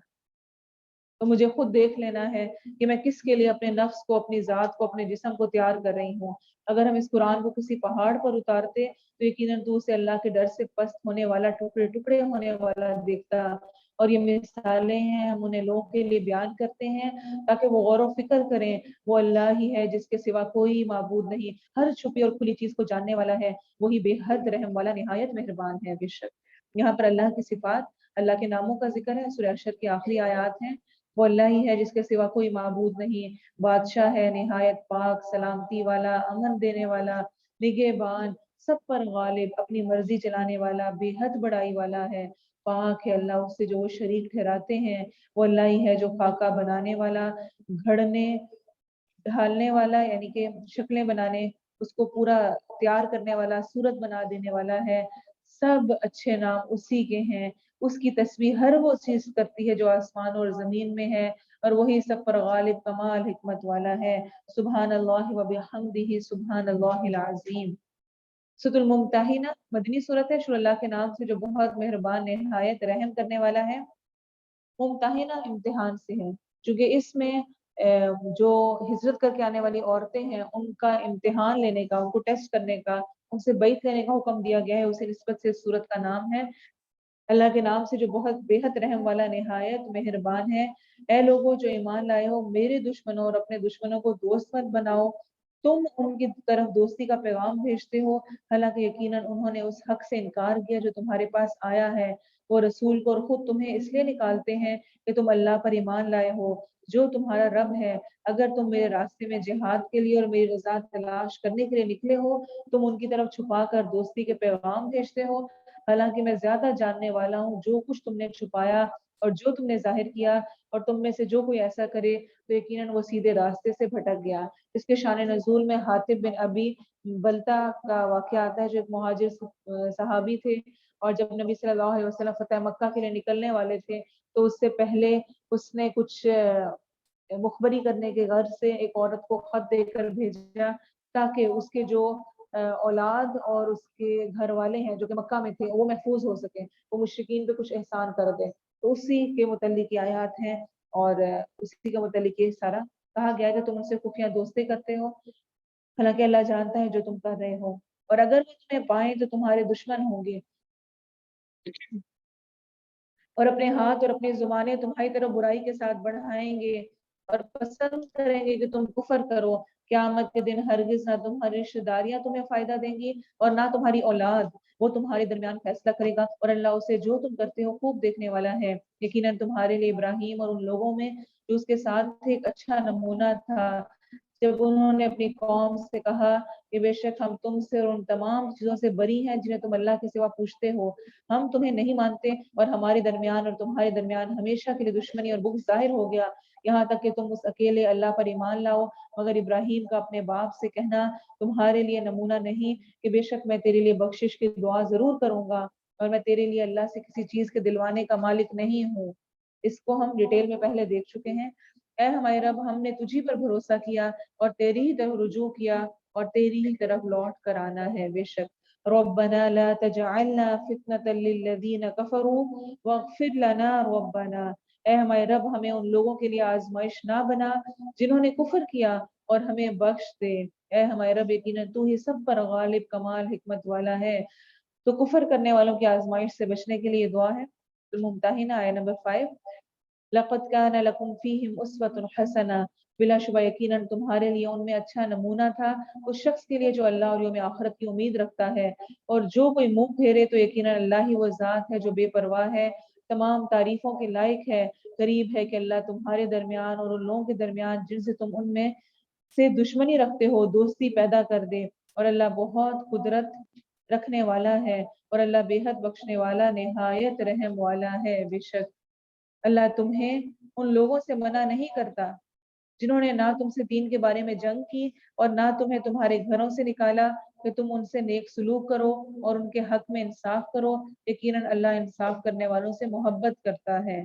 तो अगर किसी ने, यानी कि नॉन मुस्लिम्स के बारे में है, अगर उन्होंने तुमसे जंग नहीं की है, तुम्हें निकाला नहीं है, नुकसान नहीं पहुंचाया, तो तुम्हारा क्या मामला होना चाहिए? उनसे नेक सलूक, अच्छा करो, हक के साथ, इंसाफ के साथ करो। اللہ تو تمہیں انہی لوگوں سے منع کرتا ہے جنہوں نے تم سے دین کے بارے میں جنگ کی اور تمہیں تمہارے گھروں سے نکالا اور تمہارے نکالنے میں ایک دوسرے کی مدد کی کہ تم ان سے دوستی کرو، اور جو ان سے دوستی کرے گا تو وہی لوگ ظالم ہیں۔ اے لوگوں جو ایمان لائے ہو، یہاں پہ دوستی سے مراد دلی دوستی ہے، اور اس کا ہرگز یہ مطلب نہیں ہے کہ اگر کوئی دشمن ہے اور نان مسلم ہے تو اس کے ساتھ برا بیہیویئر کیا جائے، برا برتاؤ کیا جائے، اچھا سلوک نہ کیا جائے۔ ہمیں سیرہ میں بے شمار مثالیں ملتی ہیں آپ صلی اللہ علیہ وسلم کا دشمنوں کے ساتھ کیا سلوک تھا۔ اس میں اصل میں دلی دوستی سے منع کیا گیا کہ ان کے ساتھ ایسی دوستیاں، ایسی دوستیوں کی پیلیں چڑھانا کہ انسان خود اپنے دین پر بھی قائم نہ رہ پائے۔ اے لوگوں جو ایمان لائے ہو، جب تمہارے پاس مومن عورتیں ہجرت کر کے آئیں تو ان کی جانچ پڑتال کر لو، ان کا امتحان لے لو، ٹیسٹ لے لو۔ اللہ ان کے ایمان کو زیادہ جاننے والا ہے۔ پھر اگر تم جان لو کہ وہ مومن ہیں تو انہیں کفار کی طرف واپس نہ کرو، نہ یہ عورتیں ان کے لیے حلال ہیں اور نہ وہ کافر ان کے لیے حلال ہوں گے، اور انہیں دے دو جو انہوں نے خرچ کیا ہے، اور تم پر کوئی گناہ نہیں کہ ان سے نکاح کر لو جب انہیں ان کے مہر دے دو۔ یہ سارا معاملہ اس وقت کا ہے جو کہ ہم حدیبیہ کا واقعہ تفصیل سے پڑھ چکے ہیں۔ اس میں ایک شک یہ بھی تھی کہ اگر کوئی مسلمانوں کا شخص مشرکین کے پاس جائے گا تو مشرکین اس کو واپس نہیں کریں گے، اور اگر مشرکین میں سے کوئی مسلمان ہو کر آئے گا تو مسلمان اس کو واپس کریں گے، اور عورتوں کے بارے میں کوئی بات نہیں ہوئی تھی۔ اسی طرح ایک عورت آئی تو اس پر یہ آیات نازل ہوئی کہ عورت جو ہے وہ واپس نہیں، اس کو کفار کی طرح واپس نہیں کیا جائے گا۔ اللہ کی طرف سے حکم آیا تو عورتوں کو واپس نہیں کیا گیا، اور جب وہ آئیں تو ان سے بیعت لینے کا، ان کا ٹیسٹ لینے کا، چیک کرنے کا حکم دیا گیا کہ وہ اس چیز پر عہد کریں اور اس کے بعد ان کو رکھا جائے گا۔ تو اسی سے متعلق یہ ساری آیات ہیں۔ اور کافر عورتوں کی عصمتیں روک کر نہ رکھو، اور تم مانگ لو جو تم نے خرچ کیا ہے، اور وہ کفار مانگ لیں جو انہوں نے خرچ کیا ہے۔ یہ اللہ کا فیصلہ ہے، وہ تمہارے درمیان فیصلہ کرتا ہے، اور اللہ سب کچھ جاننے والا، کمال حکمت والا ہے بے شک۔ اور اگر تمہاری بیویوں میں سے کوئی کافروں کی طرف چلی جائے پھر تم بدلہ حاصل کرو، تو جن لوگوں کی بیویاں چلی گئی ہیں انہیں اتنا دے دو جتنا انہوں نے خرچ کیا ہے، اور اللہ سے ڈرو جس پر تم ایمان رکھنے والے ہو۔ اے نبی صلی اللہ علیہ وسلم، جب تیرے پاس مومن عورتیں آئیں تجھ سے بیعت کرتی ہوں کہ وہ نہ اللہ کے ساتھ کسی چیز کو شریک ٹھہرائیں گی، اور نہ چوری کریں گی، اور نہ زنا کریں گی، اور نہ اپنی اولاد کو قتل کریں گی، اور نہ کوئی بہتان لائیں گی جو اپنے ہاتھوں اور اپنے پاؤں کے درمیان گھڑ رہی ہوں، اور نہ کسی نیک کام میں تیری نافرمانی کرے گی، تو ان سے بیعت لے لے، اور ان کے لیے اللہ سے بخشش کی دعا کر، یقیناً اللہ بے حد بخشنے والا، نہایت رحم والا ہے۔ آپ صلی اللہ علیہ وسلم کو اس وقت بیعت لینا اس اعتبار سے بھی تھا کہ قرآن نازل ہو رہا تھا، تو جو مین احکامات تھے، جو ضروری چیزیں تھیں وہ بتا دی گئیں، ان چیزوں پر عہد لے لیا جائے گا کہ یہ کچھ تم نے کرنا ہے۔ اور آپ صلی اللہ علیہ وسلم کا بیعت لینے کا انداز اس سے بہت مختلف تھا، جو کہ آج کل ہمارے ہاں رائج ہے، جس کی کوئی ضرورت بھی اب نہیں رہی ہے۔ حضرت عائشہ نے بیان کیا ہے کہ جو مومن عورتیں آپ صلی اللہ علیہ وسلم کی طرف ہجرت کر کے آتی ہیں، آپ ان کا امتحان اللہ تعالیٰ کے اس فرمان کے ساتھ لیتے تھے جو یہ والی آیت ہے۔ تو ان مومن عورتوں میں سے جو اس شرط کا اقرار کر لیتی، نبی صلی اللہ علیہ وسلم اسے فرماتے میں نے تم سے بیعت لے لی، صرف کلام کے ساتھ، اور اللہ کی قسم آپ صلی اللہ علیہ وسلم کے ہاتھ نے بیعت لیتے وقت کسی عورت کے ہاتھ کو نہیں چھوا، کبھی ایسا نہیں ہوا، آپ ان سے صرف الفاظ کے ساتھ بیعت کرتے تھے۔ تو دیکھ لیں پھر ہمارے ہاں کی بیعت کس قسم کی ہوتی ہے۔ اے لوگوں جو ایمان لائے ان لوگوں کو دوست مت بناؤ جن پر اللہ غصے ہو گیا، جو آخرت سے اسی طرح نا امید ہو چکے ہیں جس طرح وہ کافر نا امید ہو چکے جو قبروں والوں سے ہیں۔ سورۃ الصف مدنی صورت ہے، صف سے ہے، اس طرح کہ صف بنانے کا حکم دیا گیا ہے کہ ایک لائن بنانا۔ شروع اللہ کے نام سے جو بے حد رحم والا، نہایت مہربان ہے۔ اللہ کا پاک ہونا بیان کیا ہر چیز نے، جو آسمانوں میں ہے اور جو زمین میں ہے، اور وہی سب پر غالب، کمال حکمت والا ہے۔ سبحان اللہ و بحمدہ، سبحان اللہ العظیم۔ اے لوگوں جو ایمان لائے ہو، کیوں کہتے ہو جو تم نہیں کرتے؟ یا ایھا الذین آمنوا لم تقولون ما لا تفعلون۔ اس سے دو مراد ہیں، ایک مراد تو یہ ہے کہ تم اس چیز کا حکم کیوں دیتے ہو جو تم کرتے نہیں ہو، اور ایک یہ ہے کہ جس طرح کسی سے کوئی عہد کیا جائے، کچھ کہا جائے کچھ کرنے کا، اور اس کے بعد اس کو پورا نہ کیا جائے، وہ بھی اسی میں شمار ہوتا ہے۔ اپنی طرف سے انسان کو نیکی اور خیر کی دعوت دیتے رہنا چاہیے، کیونکہ حدیث میں آتا ہے بلغوا عنی ولو آیا، مجھ سے آگے پہنچاؤ چاہے ایک آیت ہی کیوں نہ ہو۔ کوئی بھی انسان پرفیکٹ نہیں ہے، اس کا ہرگز یہ مطلب نہیں ہے کہ آپ نے ابھی میں خود تو اچھی طرح سے مجھے سمجھ نہیں آئی، صحیح پڑھنے نہیں لگی ہوں اور میں دوسروں کو کیا بتاؤں۔ جو ایک اچھی چھوٹی سی بھی خیر کی بات سمجھ آتی ہے، پتہ چلتی ہے، اس کو آگے پہنچا دیں اور اس پر خود بھی عمل کی کوشش کریں۔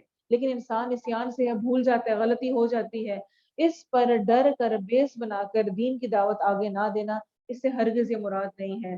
انسان کو جو وہ کہہ رہا ہے اس پر عمل کی کوشش بھی جاری رکھنی چاہیے اور ساتھ دعوت کا کام بھی کرنا چاہیے۔ دوسرا جو میننگ ہے کہ وہ بات کہنا جو کہ اصل میں آپ کی مراد نہیں ہے، اس سے بھی منع کیا گیا ہے۔ اس کے بارے میں روایت میں آتا ہے، عبداللہ بن عامر کہتے ہیں کہ ایک دن میری امی نے مجھے بلایا جبکہ نبی صلی اللہ علیہ وسلم ہمارے گھر تشریف رکھتے تھے، کہنے لگی آؤ میں تمہیں کچھ دوں۔ آپ صلی اللہ علیہ وسلم نے اسے فرمایا تم نے اسے کیا دینے کا ارادہ کیا ہے؟ اس نے کہا میں اسے کھجوریں دوں گی۔ آپ صلی اللہ علیہ وسلم نے فرمایا یاد رکھو اگر تم اسے کچھ نہ دیتی تو تم پر ایک جھوٹ لکھا جاتا۔ دیکھ لیں پھر آج کل اپنے بچوں کو، ادھر آؤ میں یہ چیز دوں، ادھر آؤ آپ کو یہ کروں گی، یہ کریں گے، کتنے ہم دعوے، کتنی باتیں، پھر سیر کرانے لے کے جاؤں گی، پھر آپ کو یہ انعام ملے گا، دیتے ہوئے کچھ نہیں ہے۔ بچوں کو ہی پتہ چل جاتا ہے یہ تو ایسے ہی باتیں ہیں، وہ مانتے بھی نہیں ہیں۔ تو ایسا کچھ بھی کہنا نہیں چاہیے جو کہ کرنا نہیں ہے، اس سے منع کیا گیا ہے۔ کبر مقتا عند اللہ ان تقولوا ما لا تفعلون، اللہ کے نزدیک سخت ناراض ہونے کے اعتبار سے بڑی بات ہے کہ تم وہ کہو جو تم نہیں کرتے۔ بلا شبہ ان لوگوں سے اللہ ان لوگوں سے محبت کرتا ہے جو اس کی راہ میں صف باندھ کر لڑتے ہیں، جیسے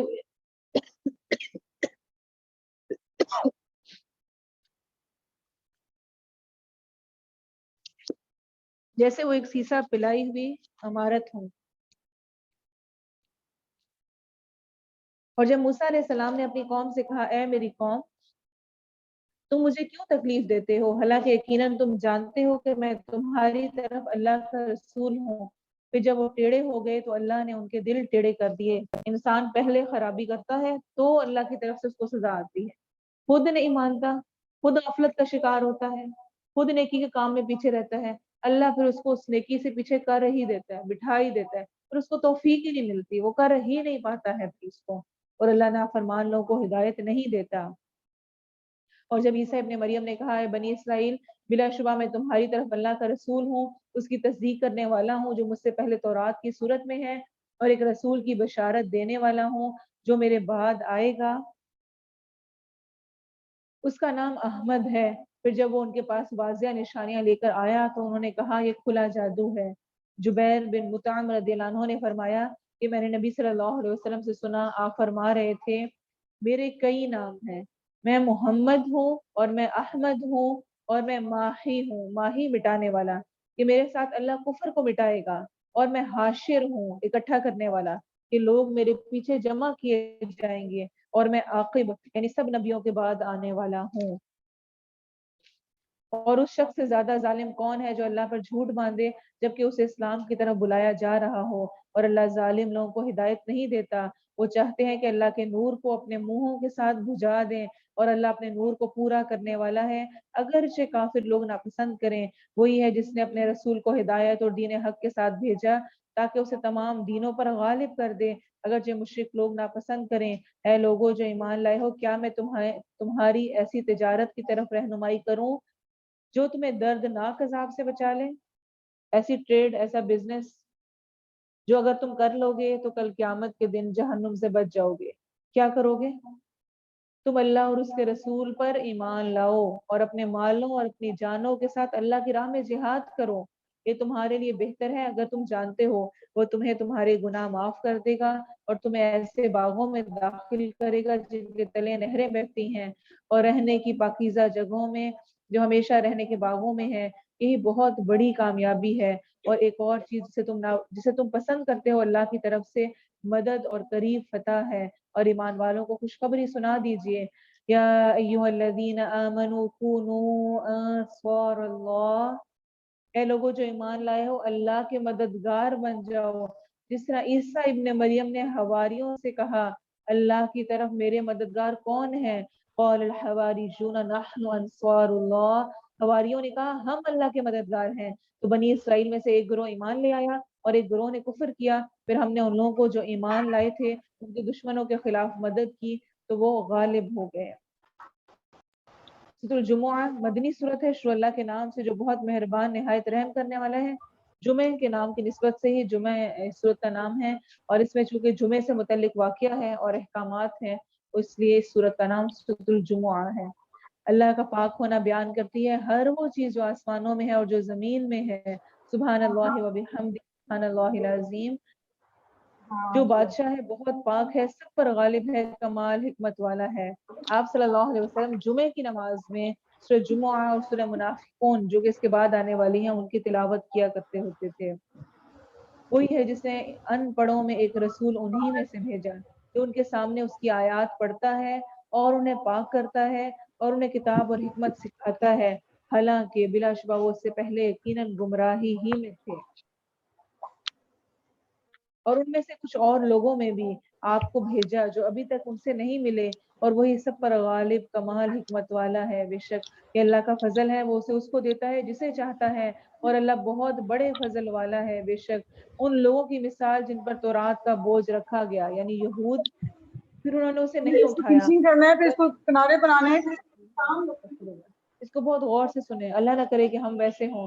یہ قرآن کا نزول اور اس میں جو پچھلی قوموں کے واقعات ہیں وہ اس لیے نہیں ہے کہ ہم پچھلی قوموں پہ یہ سب کچھ کرنا چاہیں کہ وہ ایسے تھے اور ان پر لان تان کریں انہیں برا بھلا کہیں بلکہ وہ واقعات سنا کر ہمیں عبرت ہمیں نصیحت کی گئی ہے کہ ہم کہیں ایسے نہ ہوں. اللہ تعالیٰ کیا فرما رہے ہیں ان لوگوں کی مثال جن پر تورات کا بوجھ رکھا گیا انہیں کتاب دی گئی پھر انہوں نے اسے نہیں اٹھایا اس کا حق نہیں ادا کیا.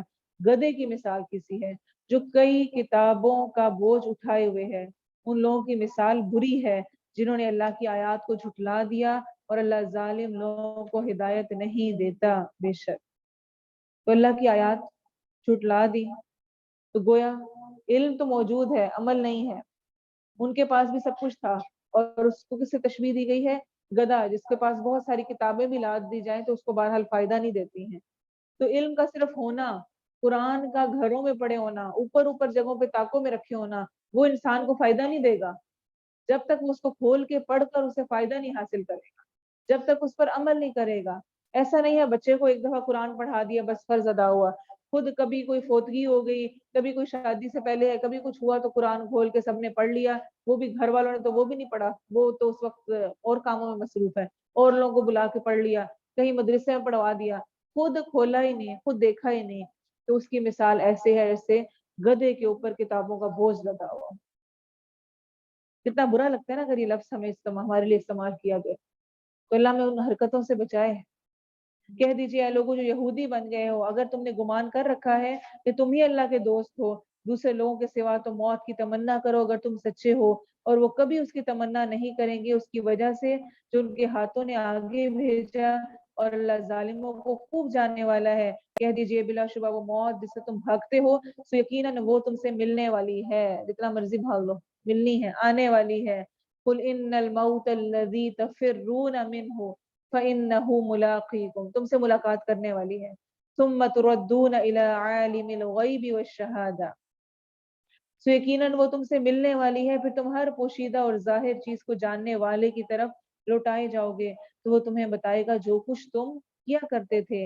اے لوگوں جو ایمان لائے ہو جب جمعے کے دن نماز کے لیے اذان دی جائے تو اللہ کے ذکر کی طرف لپکو اور خرید و فروخت چھوڑ دو یہ تمہارے لیے بہتر ہے اگر تم جانتے ہو.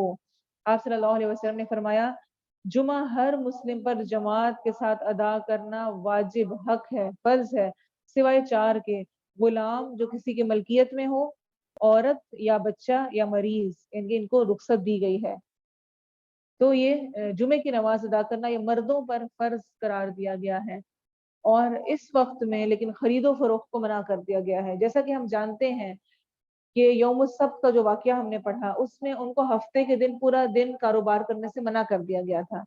ہمارے لیے ایسا کوئی حکم نہیں ہے ہمارے لیے صرف اتنا ہے کہ جب جمعے کا وقت ہے جمعے کی نماز کے جو وہ 2 گھنٹے ہوتے ہیں ان میں خرید و فروخت و تجارت نہ کی جائے اس کو روکا جائے. اس کے لیے اگر کوئی لگا کے بیٹھا ہے تو وہ بھی ویسے ہی گناہ گار ہے اور اگر کوئی خریدنے کے لیے جا رہا ہے اور جا کے شاپنگ کر رہا ہے اس ٹائم میں وہ بھی ویسے ہی اس میں شریک ہے. تو اس والے وقت میں یہ شاپنگ خرید و فروخت یہ چیزیں نہیں کرنی چاہیے.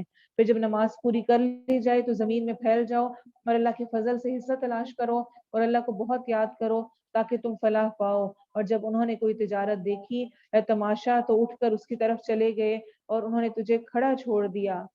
کہہ دیجئے جو اللہ کے پاس ہے وہ تماشے سے اور تجارت سے بہتر ہے اور اللہ سب رزق دینے والوں سے بہتر ہے. اس کے بارے میں روایت میں آتا ہے, جابر بن عبداللہ ہی سے روایت ہے کہ جمعے کے دن نبی صلی اللہ علیہ وسلم خطبہ دے رہے تھے. اس دوران مدینہ میں ایک قافلہ آیا تو نبی صلی اللہ علیہ وسلم کے اصحاب جلدی سے اٹھ کر چلے گئے. قافلہ کیا ہے, اس طرح کے تجارت کا مال آیا, چیزیں آئیں تو وہ انہوں نے آ کر ڈھول پیٹا, جو بھی شور مچایا ہوگا. تو خطبہ سنتے ہوئے لوگ اٹھ کر جلدی جلدی چلے گئے کہ یہ چیزیں نہ مس ہو جائیں ہم سے. حتیٰ کہ آپ کے پاس صرف 12 آدمی رہ گئے, صرف 12. تو نبی صلی اللہ علیہ وسلم نے فرمایا, اس ذات کی قسم جس کے ہاتھ میں میری جان ہے, اگر تم سب ایک دوسرے کے پیچھے چلے جاتے حتیٰ کہ تم میں سے ایک بھی باقی نہ رہتا, ابھی تو 12 باقی رہے نا, اگر سارے چلے جاتے تو یہ وادی تمہیں آگ کے ساتھ بہا کر لے جاتی, یعنی عذاب آ جاتا. اس پر یہ آیت اتری, یہی والی آیت جو کہ ابھی ہم نے پڑھی ہے. جابر رضی اللہ عنہ نے فرمایا ان باقی رہنے والے 12 آدمیوں میں ابو بکر اور عمر رضی اللہ عنہ بھی تھے, یعنی وہ لوگ وہاں پر موجود رہے. تلاوت سن لیں پھر آگے کریں.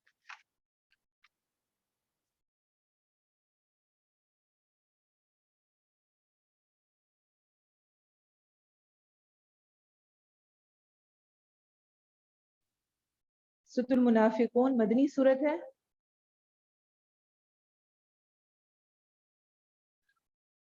سورۃ المنافقون مدنی صورت ہے, شروع اللہ کے نام سے جو بہت بے حد رحم والا نہایت مہربان ہے. نبی صلی اللہ علیہ وسلم کی مدینہ تشریف آوری سے پہلے اوس اور خزرج میں جو جنگ چل رہی تھی وہ بھی کچھ عرصہ پہلے ہی ختم ہوئی تھی, اور جو ان کے بڑے بڑے سردار اور بڑے بڑے لوگ تھے وہ مارے جا چکے تھے. اب کیا تھا کہ جو اوس اور خزرج کے لوگ مدینہ میں جو رہنے والے تھے اور جو ساتھ یہود قبائل تھے, ان سب نے مل کر سوچا کہ ہم اپنے لیے کوئی ایک سردار مقرر کریں, اور اس کے لیے عبداللہ بن ابی کا نام منتخب ہوا اور اس کی تاج پوشی ہونے والی تھی. وہ سردار بننے والا تھا جس وقت نبی صلی اللہ علیہ وسلم ہجرت کر کے پہنچے. اب کیا ہوا, جب آپ صلی اللہ علیہ وسلم پہنچے اور آپ کے ہاتھ میں نبوت کے اعتبار سے ایک سرداری بادشاہت جو بھی کہہ لیں وہ آئی اور آپ کی مانی جانے لگی, تو عبداللہ بن ابی اور اس کے ساتھیوں کو یہ بہت برا لگا. پہلے تو انہوں نے مخالفت کی, لیکن جب غزوہ بدر بھی ہوئی اور جب انہیں لگا کہ مسلمان کامیاب ہیں تو وہ مصلحتاً انہوں نے سامنے کا ایمان قبول کر لیا, حالانکہ ان کے دلوں میں نہیں تھا. اوپر اوپر سے وہ ایسے بن گئے کہ گویا وہ مسلمان ہیں, حالانکہ ان کے دلوں میں نہیں تھا. اسی وجہ سے بہت ساری جگہوں پر ہم دیکھتے ہیں کہ ان کی وجہ سے مسلمانوں کو نقصان ہوا. واقعہ عائشہ پہ تہمت جو لگی, اور اسی طرح غزوہ احد کے موقع پر 1000 لوگ نکلے تھے لیکن یہ 300 واپس مڑ گئے, کیونکہ نماز روزہ تو یہ پھر کر لیتے تھے, لیکن اپنی جان دینے کے لیے نکلنا یہ ظاہر سی بات ہے, مسلمان تو تھے نہیں, دکھاوا کتنا کر لیتے. تو یہاں پہ جا کے وہ اس سے مکر گئے اور وہاں سے واپس آ گئے. تو پھر ان پر یہ سورۃ المنافقون نازل ہوئی جس میں ان کا سب کچھ کھول کر بیان کر دیا گیا. جب منافق تیرے پاس آتے ہیں تو کہتے ہیں ہم شہادت دیتے ہیں کہ تو یقیناً اللہ کا رسول ہے, اور اللہ جانتا ہے کہ تو یقیناً اس کا رسول ہے, اور اللہ شہادت دیتا ہے کہ یہ منافق یقیناً جھوٹے ہیں. یعنی یہ جو کہہ رہے ہیں کہ اللہ کا رسول ہے تو اصل میں یہ کہہ ہی رہے ہیں, حقیقت میں تو اللہ کا رسول ہے لیکن یہ جھوٹ بول رہے ہیں, یعنی یہ جو کہہ رہے ہیں ان کے دلوں میں نہیں ہے. انہوں نے اپنی قسموں کو ڈھال بنا لیا, بس انہوں نے اللہ کی راہ سے روکا. یقیناً یہ لوگ جو کچھ کرتے رہے ہیں برا ہے, اس لیے کہ وہ ایمان لائے پھر انہوں نے کفر کیا تو ان کے دلوں پر مہر لگا دی گئی, سو وہ نہیں سمجھتے. اور جب تو انہیں دیکھے تجھے ان کے جسم اچھے لگیں گے, اور اگر وہ بات کرے تو ان کی بات پر کان لگائے گا, یعنی سنتا ہی رہ جائے گا, گویا وہ ٹیک لگائی ہوئی لکڑیاں ہیں. یعنی ایسے کہ ویسے دیکھنے میں بڑے خوشنما بڑے زبردست لگتے ہیں. یہ منافقین کی نشانیاں بتائی جا رہی ہیں. دنیا داری میں اتنے اٹریکٹیو, خوبصورت, بہترین لباس والے, باتیں کریں تو ایسے کہ بندہ سنتا ہی رہ جائے, لیکن اصل میں اللہ کے ہاں کوئی قیمت نہیں. اور وہ ایسے ہیں جیسے ٹیک لگائی ہوئی لکڑیاں دیوار سے, یعنی وہ اتنی مضبوط بھی نہیں کہ خود سے کھڑی ہو سکے, بلکہ وہ ٹیک لگی ہوئی ہیں. یعنی ان کے ایمان کی کمزوری کا بھی اس میں ذکر کیا گیا. ہر بلند آواز کو اپنے خلاف گمان کرتے ہیں, یعنی دل میں ہے نا چور تو کوئی بات ہوتی تو انہیں لگتا کہ کہیں ہمیں ہمارے بارے میں تو نہیں کہی جا رہی، ہمیں تو نہیں کہا گیا ہے.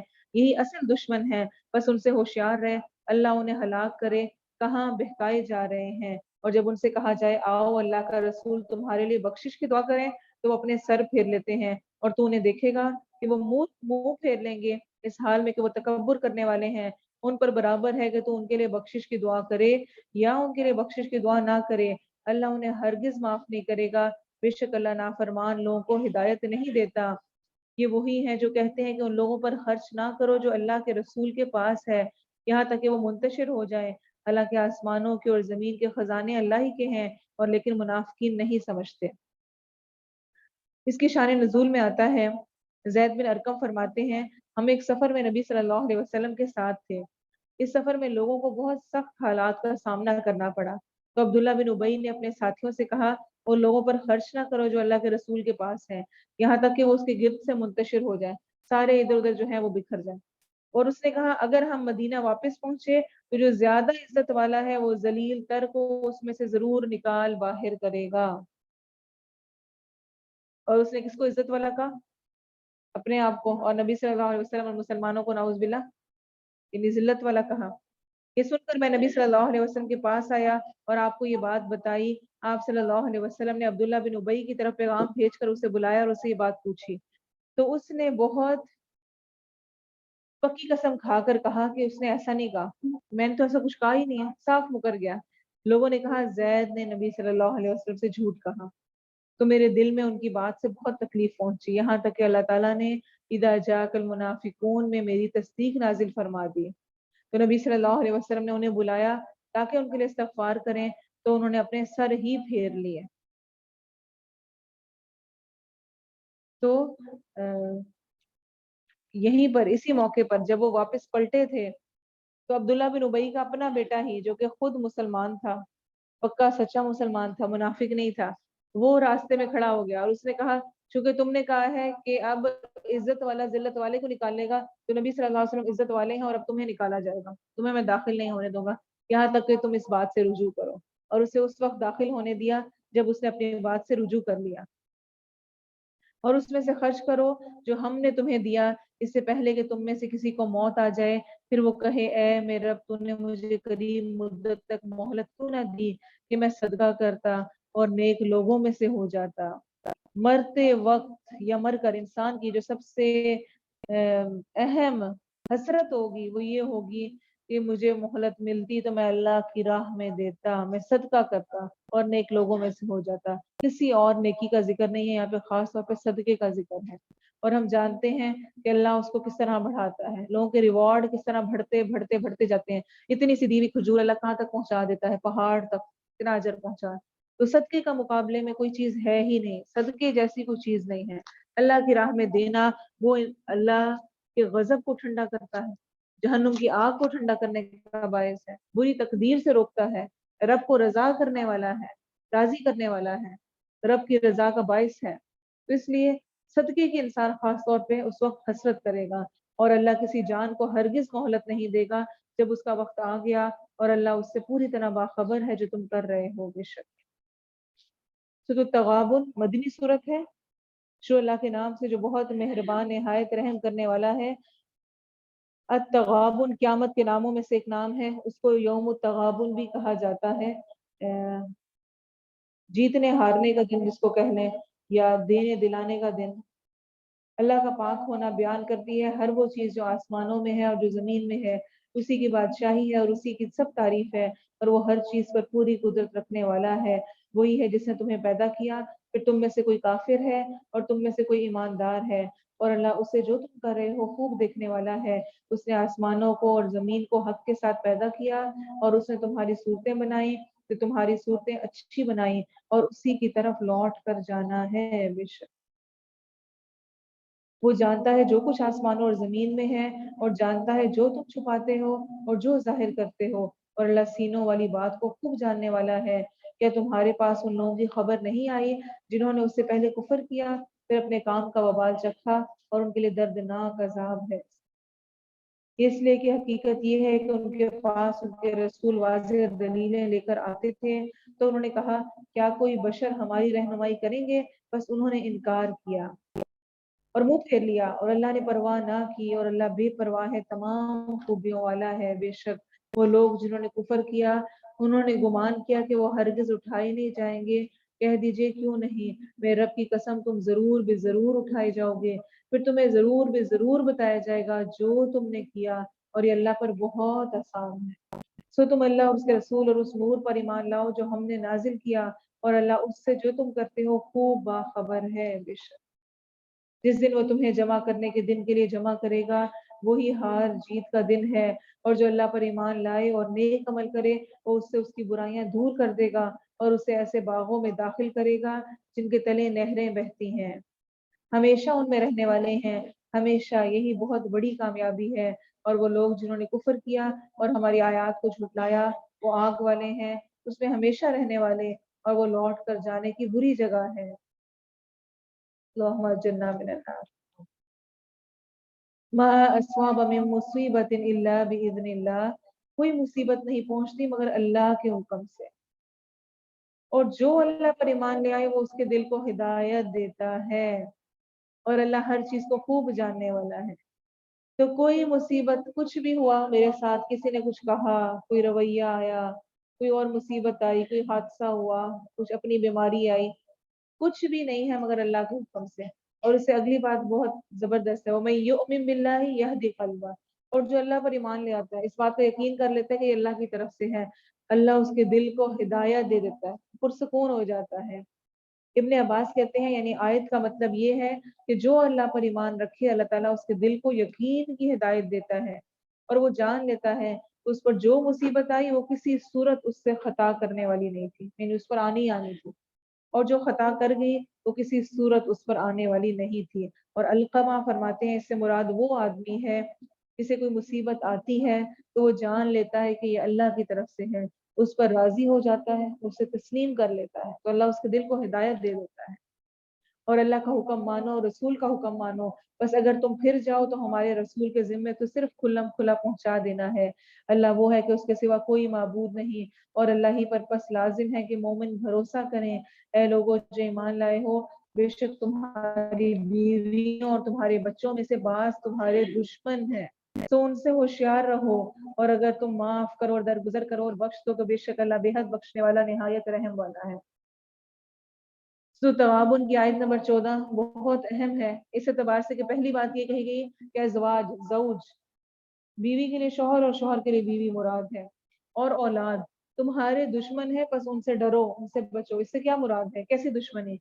کہ انسان اکثر اپنے اسپاؤس جو ساتھ کا میاں یا بیوی ہے یا اولاد کی وجہ سے بہت سارے اللہ کی جو عطا کردہ یا اللہ کی طرف سے جو حکم ہوئے فرائض ہیں ان میں غفلت کر جاتا ہے، حلال سے حرام کی طرف چلا جاتا ہے، سستیوں کا شکار ہو جاتا ہے، ان کے ساتھ لگ کے ان کے پیچھے ان کے سرار پر غلط کاموں کی طرف چلا جاتا ہے، تو جب وہ ایسا کرتا ہے تو گویا وہ اللہ سے دور ہو رہا ہے، اور اللہ سے دور کرنے کا اگر وہ چیزیں باعث بن رہی ہیں تو اس کا مطلب ہے وہ دشمن ہے، دشمنی ہے۔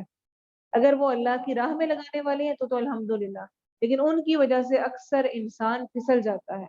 کتنی عورتیں کتنا کچھ اس لیے نہیں کر رہی ہوتی کہ ہمارے میاں اجازت نہیں دیتے، انہیں پسند نہیں ہے، یہ الگ بات ہے کہ کچھ بہانے بھی ہوتے ہیں، تو بہت سارا کچھ اس وجہ سے کیا جا رہا ہوتا ہے۔ پھر اولاد کے پیچھے لگ کے اولاد کی خواہشوں کو پورا کرتے ہوئے انسان بہت دفعہ اللہ کی مرضی کے کاموں کو پیچھے چھوڑ دیتا ہے، اس سے سستی اختیار کر لیتا ہے، غفلت کا شکار ہو جاتا ہے، اس اعتبار سے کہا گیا ہے۔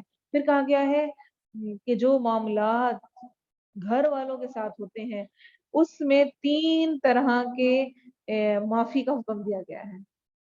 یہ آیت اتنی پیاری ہے نا کہ جتنے عربی زبان میں معاف کرنے کے لیے الفاظ استعمال ہوتے ہیں وہ سارے ادھر موجود ہیں۔ جو اپنے گھر والے ہیں، جو قریبی لوگ ہوتے ہیں، وہ چونکہ ساتھ رہ رہے ہوتے ہیں نا تو ان کے ساتھ ہر وقت دن رات کچھ نہ کچھ دل دکھتا رہتا ہے، کبھی کوئی بات ہو گئی، کبھی کچھ برا لگ گیا، کبھی کچھ ہو گیا، ساتھ ساتھ ہے نا، ہر وقت کا ساتھ ہے، ہر وقت بات چیت ہوتی ہے، زیادہ غصہ بھی ایک دوسرے پہ زیادہ نکلتا ہے، کوئی دور پار کا ہے اس پہ تھوڑی کوئی غصہ کرتا ہے، جو قریب کے ساتھ والے ہوتے ہیں انہی پر بندہ غصے میں ہے، پریشان ہے، کوئی بات ہوئی ہے، کچھ ہے، ایک دوسرے پہ نکال رہا ہوتا ہے، کر رہا ہوتا ہے، کچھ بھی اس طرح کی باتیں ہو رہی تھی، اس میں کیا رویہ ہونا چاہیے؟ وَإِن تَعْفُوا، عفو درگزر، تَصْفَحُوا درگزر کرنا، تغفروا بخش دینا، تینوں آپ نے فرمایا کہ بس ان کے ساتھ ان سے ہوشیار تو رہنا ہے، لیکن ان کو معاف کرو، درگزر کرو اور بخش دو۔ تو بے شک اللہ بے حد بخشنے والا، نہایت رحم والا ہے۔ اور یہاں پر وہ یاد کر لیں جو اللہ تعالیٰ نے فرمایا تھا، الا تحبون ان یغفر اللہ لکم، کیا تم اس سے محبت نہیں رکھتے کہ اللہ تمہیں معاف کر دے، تمہیں بخش دے؟ اگر تم چاہتے ہو تو تم دوسروں کو معاف کر دو، ان سے درگزر کرو، اور اس درگزر کرنے کا سب سے پہلے حقدار ہمارے اپنے گھر والے ہیں۔ تمہارے مال اور تمہاری اولاد تو محض ایک آزمائش ہے، اور جو اللہ ہے اسی کے پاس بہت بڑا اجر ہے۔ سو اللہ سے ڈرو جتنی طاقت رکھو، اور سنو اور حکم مانو اور خرچ کرو، تمہارے اپنے لیے بہتر ہوگا۔ اور جو اپنے نفس کے بخل سے بچا لیے جائے سو وہی کامیاب ہے۔ اگر تم اللہ کو قرض دو گے، اچھا قرض، تو وہ اسے تمہارے لیے کئی گناہ کر دے گا اور تمہیں بخش دے گا۔ اور اللہ بہت قدردان، بے حد بردبار ہے، ہر پوشیدہ اور ظاہر کو جاننے والا، سب پر غالب، کمال حکمت والا ہے۔ بے شک سورۃ الطلاق مدنی صورت ہے، شروع اللہ کے نام سے جو بہت مہربان، نہایت رحم کرنے والا ہے۔ اے نبی صلی اللہ علیہ وسلم، جب تم عورتوں کو طلاق دو تو انہیں ان کی عدت کے وقت طلاق دو، اور عدت کو گنو، اور اللہ سے ڈرو جو تمہارا رب ہے۔ تو عدت کیا ہے طلاق کی؟ 3 مہینے، اور 2 پہلی دفعہ میں رجوع ہو سکتا ہے اور تیسری دفعہ رجوع نہیں ہو سکتا۔ نہ تم انہیں ان کے گھروں سے نکالو اور نہ وہ نکالیں، مگر یہ کہ کوئی کھلی بے حیائی عمل میں لائیں، اور یہ اللہ کی حدیں ہیں، اور جو اللہ کی حدوں سے آگے بڑھے تو یقیناً اس نے اپنے آپ پر ظلم کیا۔ تو نہیں جانتا شاید اللہ اس کے بعد کوئی نئی بات پیدا کر دے۔ پھر جب وہ اپنی میعاد کو پہنچنے لگیں تو انہیں اچھے طریقے سے روک لو، یا اچھے طریقے سے ان سے جدا ہو جاؤ، اور اپنوں میں سے 2 صاحب عدل آدمی گواہ بنا لو، اور شہادت اللہ کے لیے قائم کرو۔ یہ وہ حکم ہے جس سے اس شخص کو نصیحت کی جاتی ہے جو اللہ اور یوم آخرت پر ایمان رکھتا ہے۔ وَمَن يَتَّقِ اللَّهَ يَجْعَل لَّهُ مَخْرَجًا۔ اس سے آگے کی کچھ آیات میں تقوی والوں کو کیا فائدے ملتے ہیں، تقوی کے، ان کا ذکر ہے۔ پہلا فائدہ کیا ہے کہ جو اللہ سے ڈرتا ہے وہ اس کے لیے نکلنے کا کوئی راستہ بنا دے گا۔ کوئی مشکل، مصیبت، پریشانی آئی ہے، اللہ اس سے نکلنے کا راستہ اس کے لیے بنا دیتا ہے جو اللہ کا ڈر رکھتا ہے۔ وَيَرْزُقْهُ مِنْ حَيْثُ لَا يَحْتَسِبُ، اور اسے رزق دے گا جہاں سے وہ گمان نہیں کرتا، اور جو کوئی اللہ پر بھروسہ کرے تو وہ اسے کافی ہے۔ بے شک وَمَن يَتَوَكَّلْ عَلَى اللَّهِ فَهُوَ حَسْبُهُ، جو اللہ پہ توکل کرے، بھروسہ کرے کہ اللہ میرے لیے کافی ہے، وہ میری مدد کرے گا، وہ میرے ساتھ ہے، تو اللہ اس کے لیے واقعی کافی ہو جاتا ہے۔ اللہ بندے کے گمان کے مطابق ہوتا ہے، جیسا بندہ گمان رکھتا ہے ویسا ہی اس کو پھر ملتا ہے۔ بے شک اللہ اپنے کام کو پورا کرنے والا ہے۔ یقیناً اللہ نے ہر چیز کے لیے ایک اندازہ مقرر کیا ہے، اور وہ عورتیں جو تمہاری عورتوں میں سے حیض سے نا امید ہو چکی ہیں، اگر تم شک کرو تو ان کی عدت 3 ماہ ہے، یعنی قمری پھر دیکھا جائے گا، اور ان کی بھی جنہیں حیض نہیں آیا، اور جو حمل والی ہیں ان کی عدت یہ ہے کہ وہ اپنا حمل وضع کر دیں۔ تو اس کا مطلب ہے حمل کی حالت میں بھی طلاق ہو جاتی ہے، جو کہ ہمارے یہاں سمجھا جاتا ہے کہ نہیں ہوتی۔ اگر طلاق نہ ہوتی ہو تو پھر یہ کیوں کہا جائے کہ ان کی عدت یہ ہے؟ یعنی اس کا مطلب ہے کہ طلاق ہو جاتی ہے لیکن ان کی عدت جب تک ان کا یعنی ڈیلیوری نہیں ہوتی ہے، ختم نہیں ہوتا، اس وقت تک رہتی ہے، چاہے اس میں 3 دن رہتے ہوں، چاہے 3 مہینے رہتے ہوں، چاہے 8 مہینے رہتے ہوں، وہ سارا ٹائم ان کی وہ عدت شمار ہوگی، اور حمل میں بھی، پریگننسی میں بھی طلاق واقع ہو جاتی ہے۔ اور جو کوئی اللہ سے ڈرے گا وہ اس کے لیے اس کے کام میں آسانی پیدا کر دے گا۔ یہ اللہ کا حکم ہے جسے اس نے تمہاری طرف نازل کیا ہے، اور جو کوئی اللہ سے ڈرے گا وہ اس سے اس کی برائیاں دور کر دے گا اور اسے بڑا اجر عطا کرے گا۔ انہیں وہاں سے رہائش تو جہاں تم رہتے ہو اپنی طاقت کے مطابق، اور انہیں اس لیے تکلیف نہ دو کہ ان پر تنگی کرو، اور اگر وہ حمل والی ہو تو ان پر خرچ کرو یہاں تک کہ وہ اپنا حمل وضع کر لیں۔ پھر اگر وہ تمہارے لیے دودھ پلائیں تو انہیں ان کی اجرتیں دو، اور آپس میں اچھے طریقے سے مشورہ کرو، اور اگر تم آپس میں تنگی کرو تو عنقریب اسے کوئی اور عورت دودھ پلا دے گی۔ تو یہ سارا ہم پہلے سورۃ البقرہ میں پڑھ چکے ہیں۔ لازم ہے کہ وسعت والا اپنی وسعت میں سے خرچ کرے، اور جس پر اس کا رزق تنگ کیا گیا ہو تو وہ اس میں سے خرچ کرے، یعنی جو عورتوں کو دینا ہے بچے کے سلسلے میں، تو اس میں جو وسعت والا، جس کے پاس زیادہ مال ہے وہ زیادہ دے دے، جس کے پاس کم ہے وہ اپنی وسعت کے مطابق اتنا دے دے جو اللہ نے اسے دیا۔ اللہ کسی شخص کو تکلیف نہیں دیتا مگر اسی کی جو اس نے اسے دیا ہے، ان قریب اللہ تنگی کے بعد آسانی پیدا کر دے گا۔ اور کتنی ہی بستیاں ہیں جنہوں نے اپنے رب اور اس کے رسولوں کے حکم سے سرکشی کی، تو ہم نے ان کا محاسبہ کیا، بہت سخت محاسبہ، اور انہیں سزا دی، ایسی سزا جو دیکھنے سننے میں نہ آئی تھی۔ تو انہوں نے اپنے کام کا وبال چکھا اور ان کے کام کا انجام خسارہ تھا۔ اللہ نے ان کے لیے بہت سخت عذاب تیار کیا ہے۔ سو اللہ سے ڈرو اے عقل والو جو ایمان لائے ہو، یقیناً اللہ نے تمہاری طرف عظیم نصیحت نازل کی ہے، جو ایسا رسول ہے کہ تمہارے سامنے اللہ کی واضح بیان کرنے والی آیات پڑھتا ہے، تاکہ وہ ان لوگوں کو جو ایمان لائے اور انہوں نے نیک اعمال کیے اندھیروں سے نکال کر روشنی کی طرف لے آئے، اور جو اللہ پر ایمان لائے اور نیک عمل کرے وہ اسے ایسے باغوں میں داخل کرے گا جن کے نیچے نہریں بہتی ہیں، ان میں ہمیشہ رہنے والے ہیں، ہمیشہ بلا شبہ اللہ نے اس کے لیے اچھا رزق تیار کیا ہے۔ اللہ ہی ہے جس نے 7 آسمان پیدا کیے اور زمین سے بھی اس کی مانند ان کے درمیان حکم نازل ہوتا ہے، تاکہ تم جان لو کہ اللہ ہر چیز پر خوب قدرت رکھنے والا ہے، اور یہ کہ اللہ نے یقیناً ہر چیز کو علم سے گھیر رکھا ہے۔ بے شک سورۃ التحریم مدنی صورت ہے، شروع اللہ کے نام سے جو بہت مہربان نہایت رحم کرنے والا ہے۔ تحریم حرام سے ہے، حرام کرنا، اور اس کے بارے میں روایت آتی ہے، عائشہ رضی اللہ عنہا بیان کرتی ہیں رسول اللہ صلی اللہ علیہ وسلم زینب بنت جہش کے پاس شہد پیا کرتے تھے اور ان کے پاس ٹھہر جاتے تھے، آپ کو میٹھا پسند تھا تو وہاں پہ شہد ہوتا تو آپ شہد پیتے اور کچھ تھوڑا وقت زیادہ ٹھہر جاتے۔ تو میں نے اور حفصہ نے آپس میں اس بات پر اتفاق کر لیا کہ آپ صلی اللہ علیہ وسلم ہم میں سے جس کے پاس بھی آئیں گے تو وہ آپ سے کہے گی کہ آپ نے مغافیر کھائی ہے، یعنی ایک خاص قسم کا پودا جس کی اسمیل ہوتی ہے، بدبو ہوتی ہے، اور وہ جانتی تھی کہ آپ کو پسند نہیں ہے کہ آپ کے منہ سے کوئی اسمیل آ رہی ہو، تو وہ جو سوتنوں والا ایک ہوتا ہے وہ چیز اس اعتبار سے، کیونکہ مجھے آپ سے مغافیر کی بو آ رہی ہے۔ جب آپ صلی اللہ علیہ وسلم کے آنے پر یہ بات کہی گئی تو آپ نے فرمایا نہیں، میں زینب بنت جہش کے پاس شہد پیا کرتا تھا، اب دوبارہ کبھی نہیں پیوں گا، اور میں نے اس بات کی قسم کھا لی ہے، تم یہ بات کسی کو نہ بتانا۔ تو اس پر یہ آیات نازل ہوئی، اے نبی صلی اللہ علیہ وسلم تو کیوں حرام کرتا ہے جو اللہ نے تیرے لیے حلال کیا ہے؟ تو اپنی بیویوں کی خوشی چاہتا ہے، اور اللہ بہت بخشنے والا نہایت رحم والا ہے۔ دیکھنے عورت اتنا فتنے کا باعث ہوتی ہے، جو چاہتی ہے وہ کروا لیتی ہے، کر لیتی ہے، اور اللہ نے اس کو یہ پاور دی ہوئی ہے، اس کے پاس موجود ہے، الا ماشاء اللہ جو چیز قسمت میں نہیں ہے اس کے لیے آپ جو مرضی رو پیٹ لیں وہ نہیں ہو سکتی، اور جو لکھا ہوتا ہے وہ پھر اللہ اس کے لیے خود ہی اسباب بنا ہی دیتا ہے۔ بے شک اللہ نے تمہارے لیے تمہاری قسموں کا کفارہ مقرر کر دیا ہے، اور اللہ تمہارا مالک ہے اور وہی سب کچھ جاننے والا کمال حکمت والا ہے۔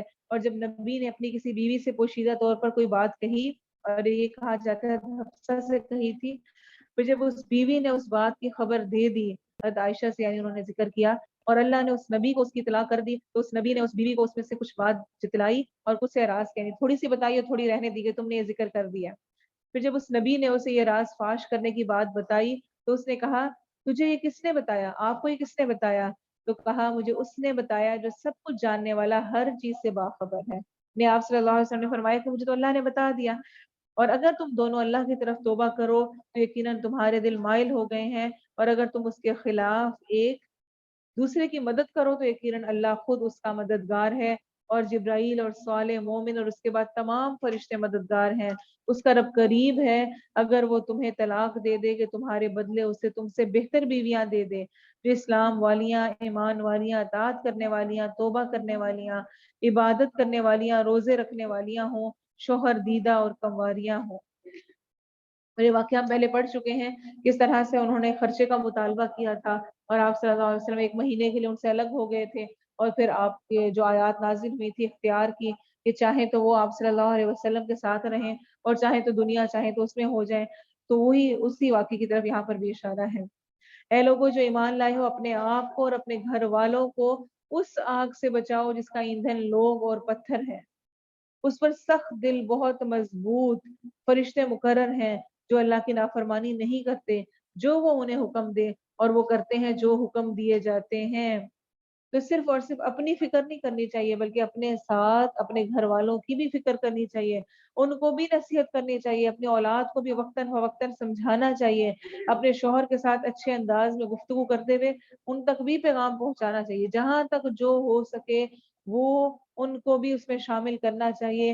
آپ صلی اللہ علیہ وسلم اور جس طرح ہمیں ملتا ہے کہ آخری عشرے میں آپ کمر کس لیتے اور اپنے گھر والوں کو بھی جگاتے، خود بھی جاگتے، اپنے گھر والوں کو بھی جگاتے، تو مل کر دین پر عمل کرنا انسان کے لیے آسان ہو جاتا ہے، گھر والے بھی اگر ساتھ شریک ہو جائیں، اور یہ بہت بڑی رحمت ہوتی ہے کہ انسان کو اپنے ساتھ کوئی ساتھ میسر آ جائے، جس طرح موسیٰ علیہ السلام نے اپنے لیے ہارون علیہ السلام کو مانگا تھا کہ دین پر اور اچھی طرح سے جم کر میں کام کر سکوں گا، تو اسی لیے گھر والوں کو، کوئی دوست، کوئی قریبی، اس کو ساتھ شامل کرنا اور اس کا ساتھ شامل ہو جانا، یہ ایک بہت بڑی خوش قسمتی کی بات ہوتی ہے۔ اے لوگوں جنہوں نے کفر کیا، آج بہانے مت بناؤ، تم صرف اسی کا بدلہ دیے جاؤ گے جو تم کیا کرتے تھے۔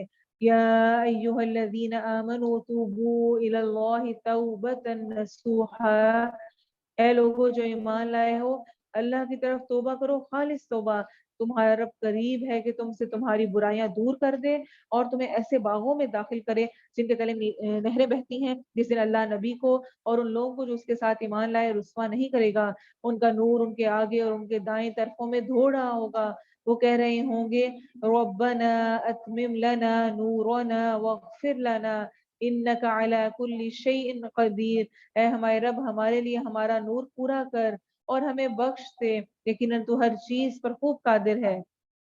تو قیامت کے دن انسان کا نور، جو اس نے نیک اعمال کیے ہوں گے، جو اس کی وجہ سے خیر دوسروں تک پہنچی ہوگی، اس کی وجہ سے اس کے مطابق اس کا نور ہوگا، کچھ کا تھوڑا سا ہوگا، کچھ کا اس سے زیادہ ہوگا، کچھ کا بہت زیادہ ہوگا، تو اس وقت یہ کہا جا رہا ہے کہ وہ دعا کریں گے ربنا اتمم لنا نورنا، آج دنیا میں بھی ہمیں اس قیامت کے دن جو اندھیروں والا دن ہوگا اس میں نور کی دعا کرنی چاہیے، اس دعا کو بھی اپنی دعاؤں میں شامل کریں، ربنا اتمم لنا نورنا واغفر لنا، اے نبی صلی اللہ علیہ وسلم کفار اور منافقین سے جہاد کر اور ان پر سختی کر، اور ان کی جگہ جہنم ہے اور وہ برا ٹھکانہ ہے، اللہ نے ان لوگوں کے لیے جنہوں نے کفر کیا نوح علیہ السلام کی بیوی اور لوط علیہ السلام کی بیوی کی مثال بیان کی، اللہ اکبر، کسی کا ساتھ ہونا، یہاں تک کہ نبی کا ساتھ ہونا بھی انسان کو بچا نہیں سکتا، نبی کی بیویاں ہیں لیکن مثال دی جا رہی ہے کفار کی عورتوں کو،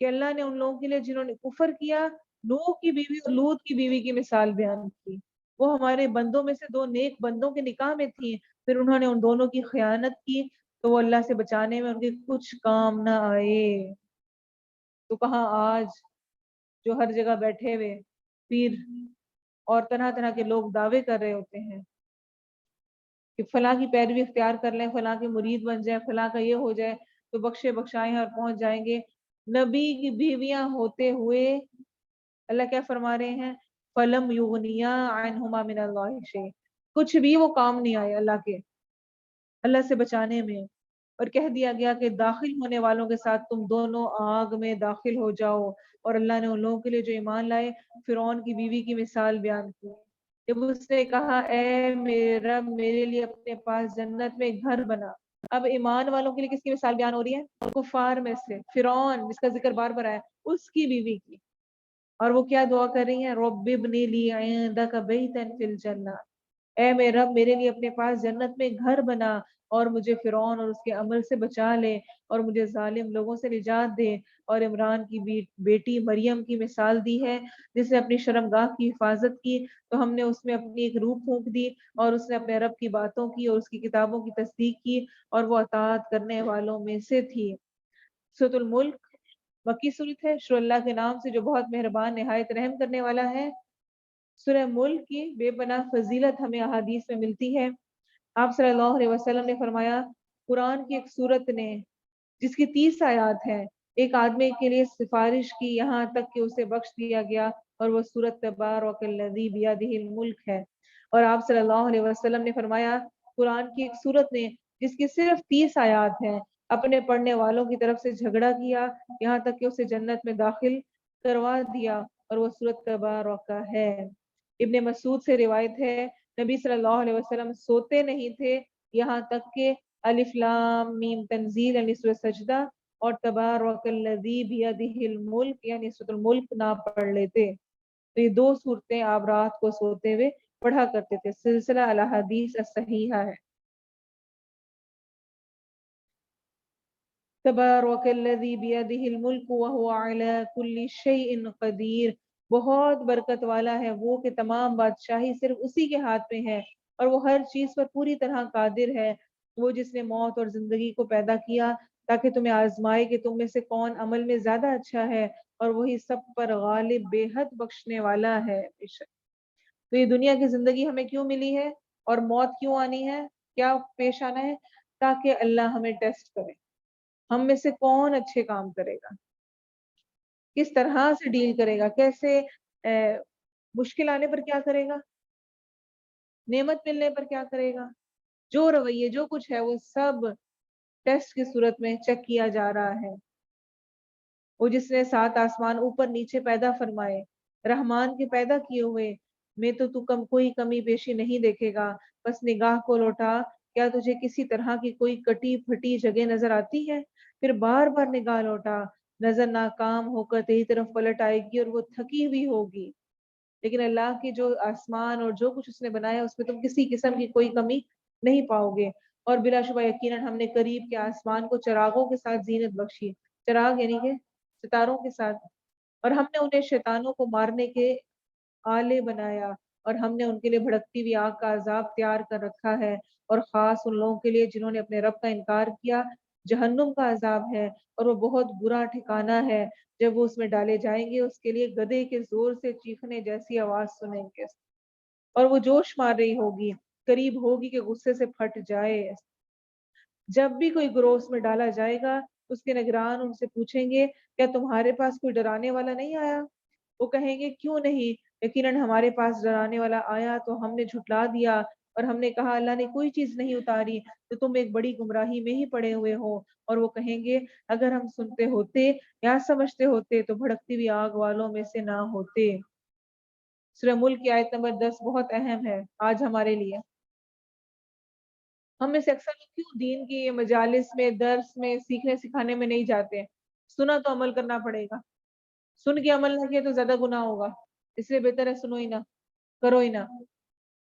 और कल क्यामत के दिन जहन्नुमी ये हसरत कर रहे होंगे, वक़ालू लौ कुन्ना नस्माउ औ नाक़िलु मा कुन्ना फी अस्हाबिस सईर।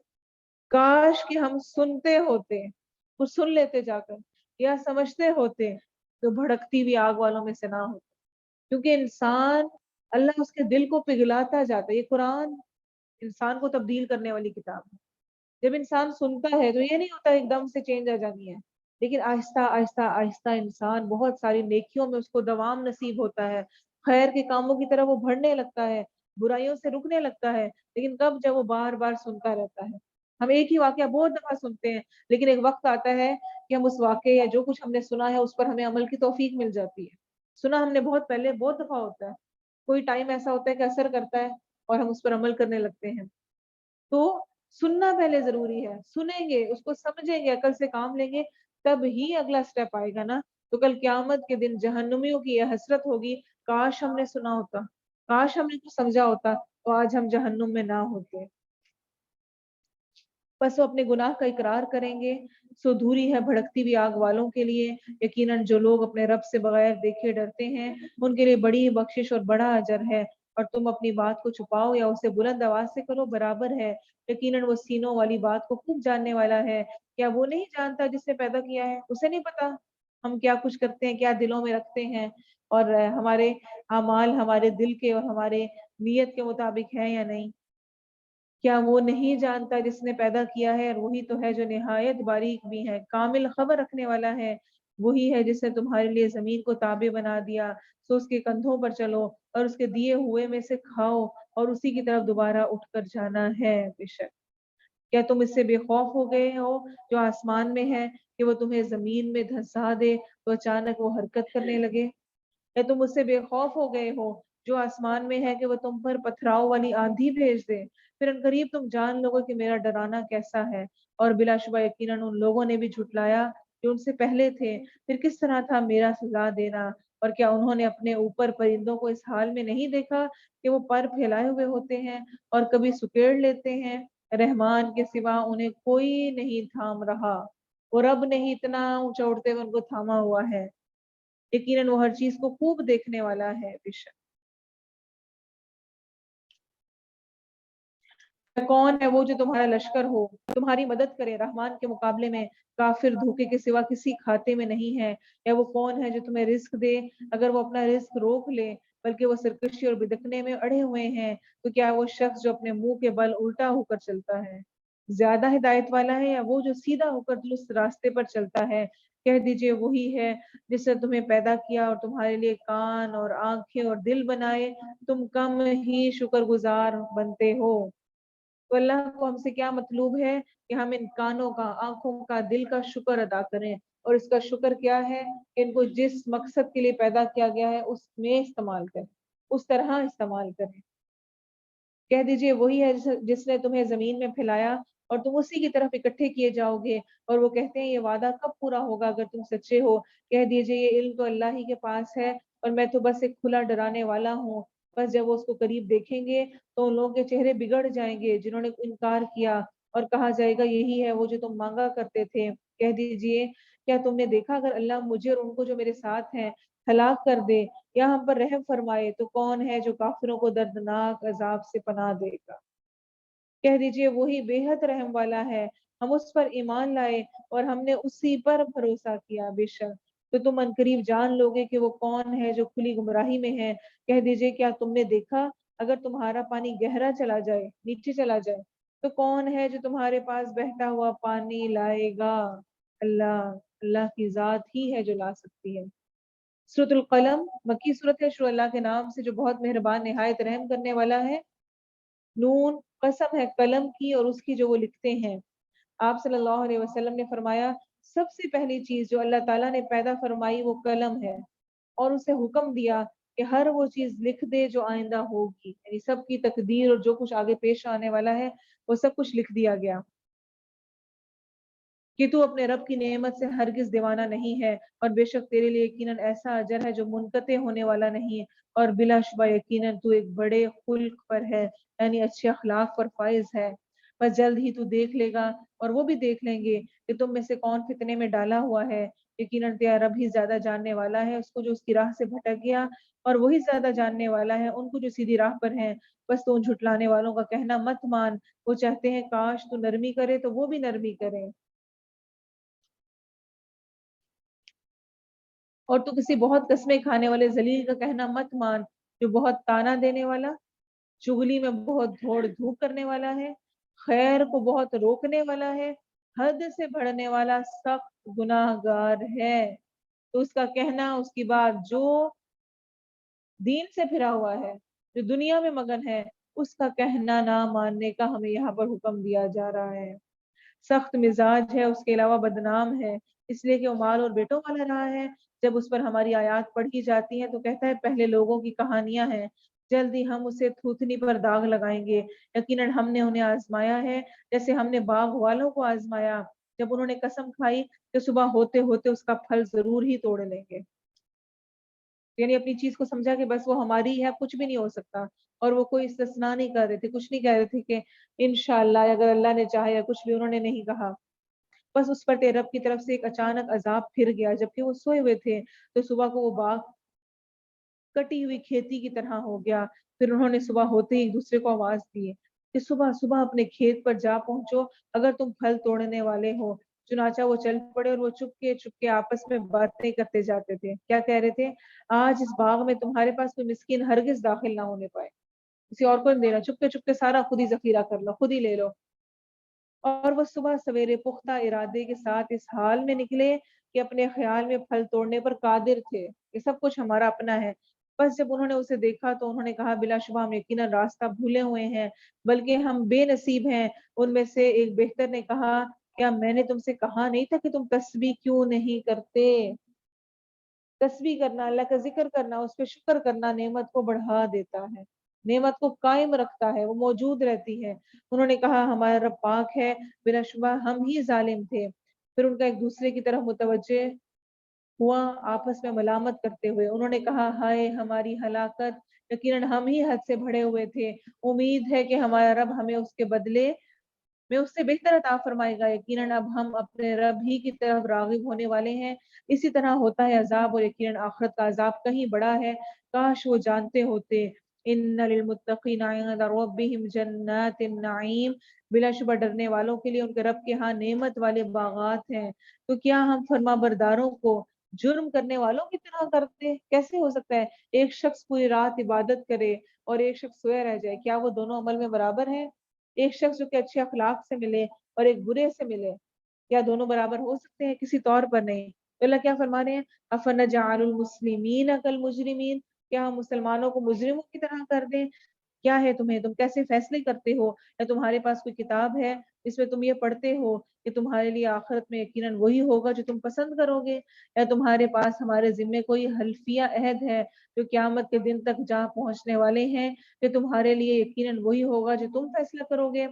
इनसे पूछो इनमें से कौन उसका जामिन है, या उनके कोई शरीक है तो वो अपने शरीक लेकर आए अगर वो सच्चे हैं।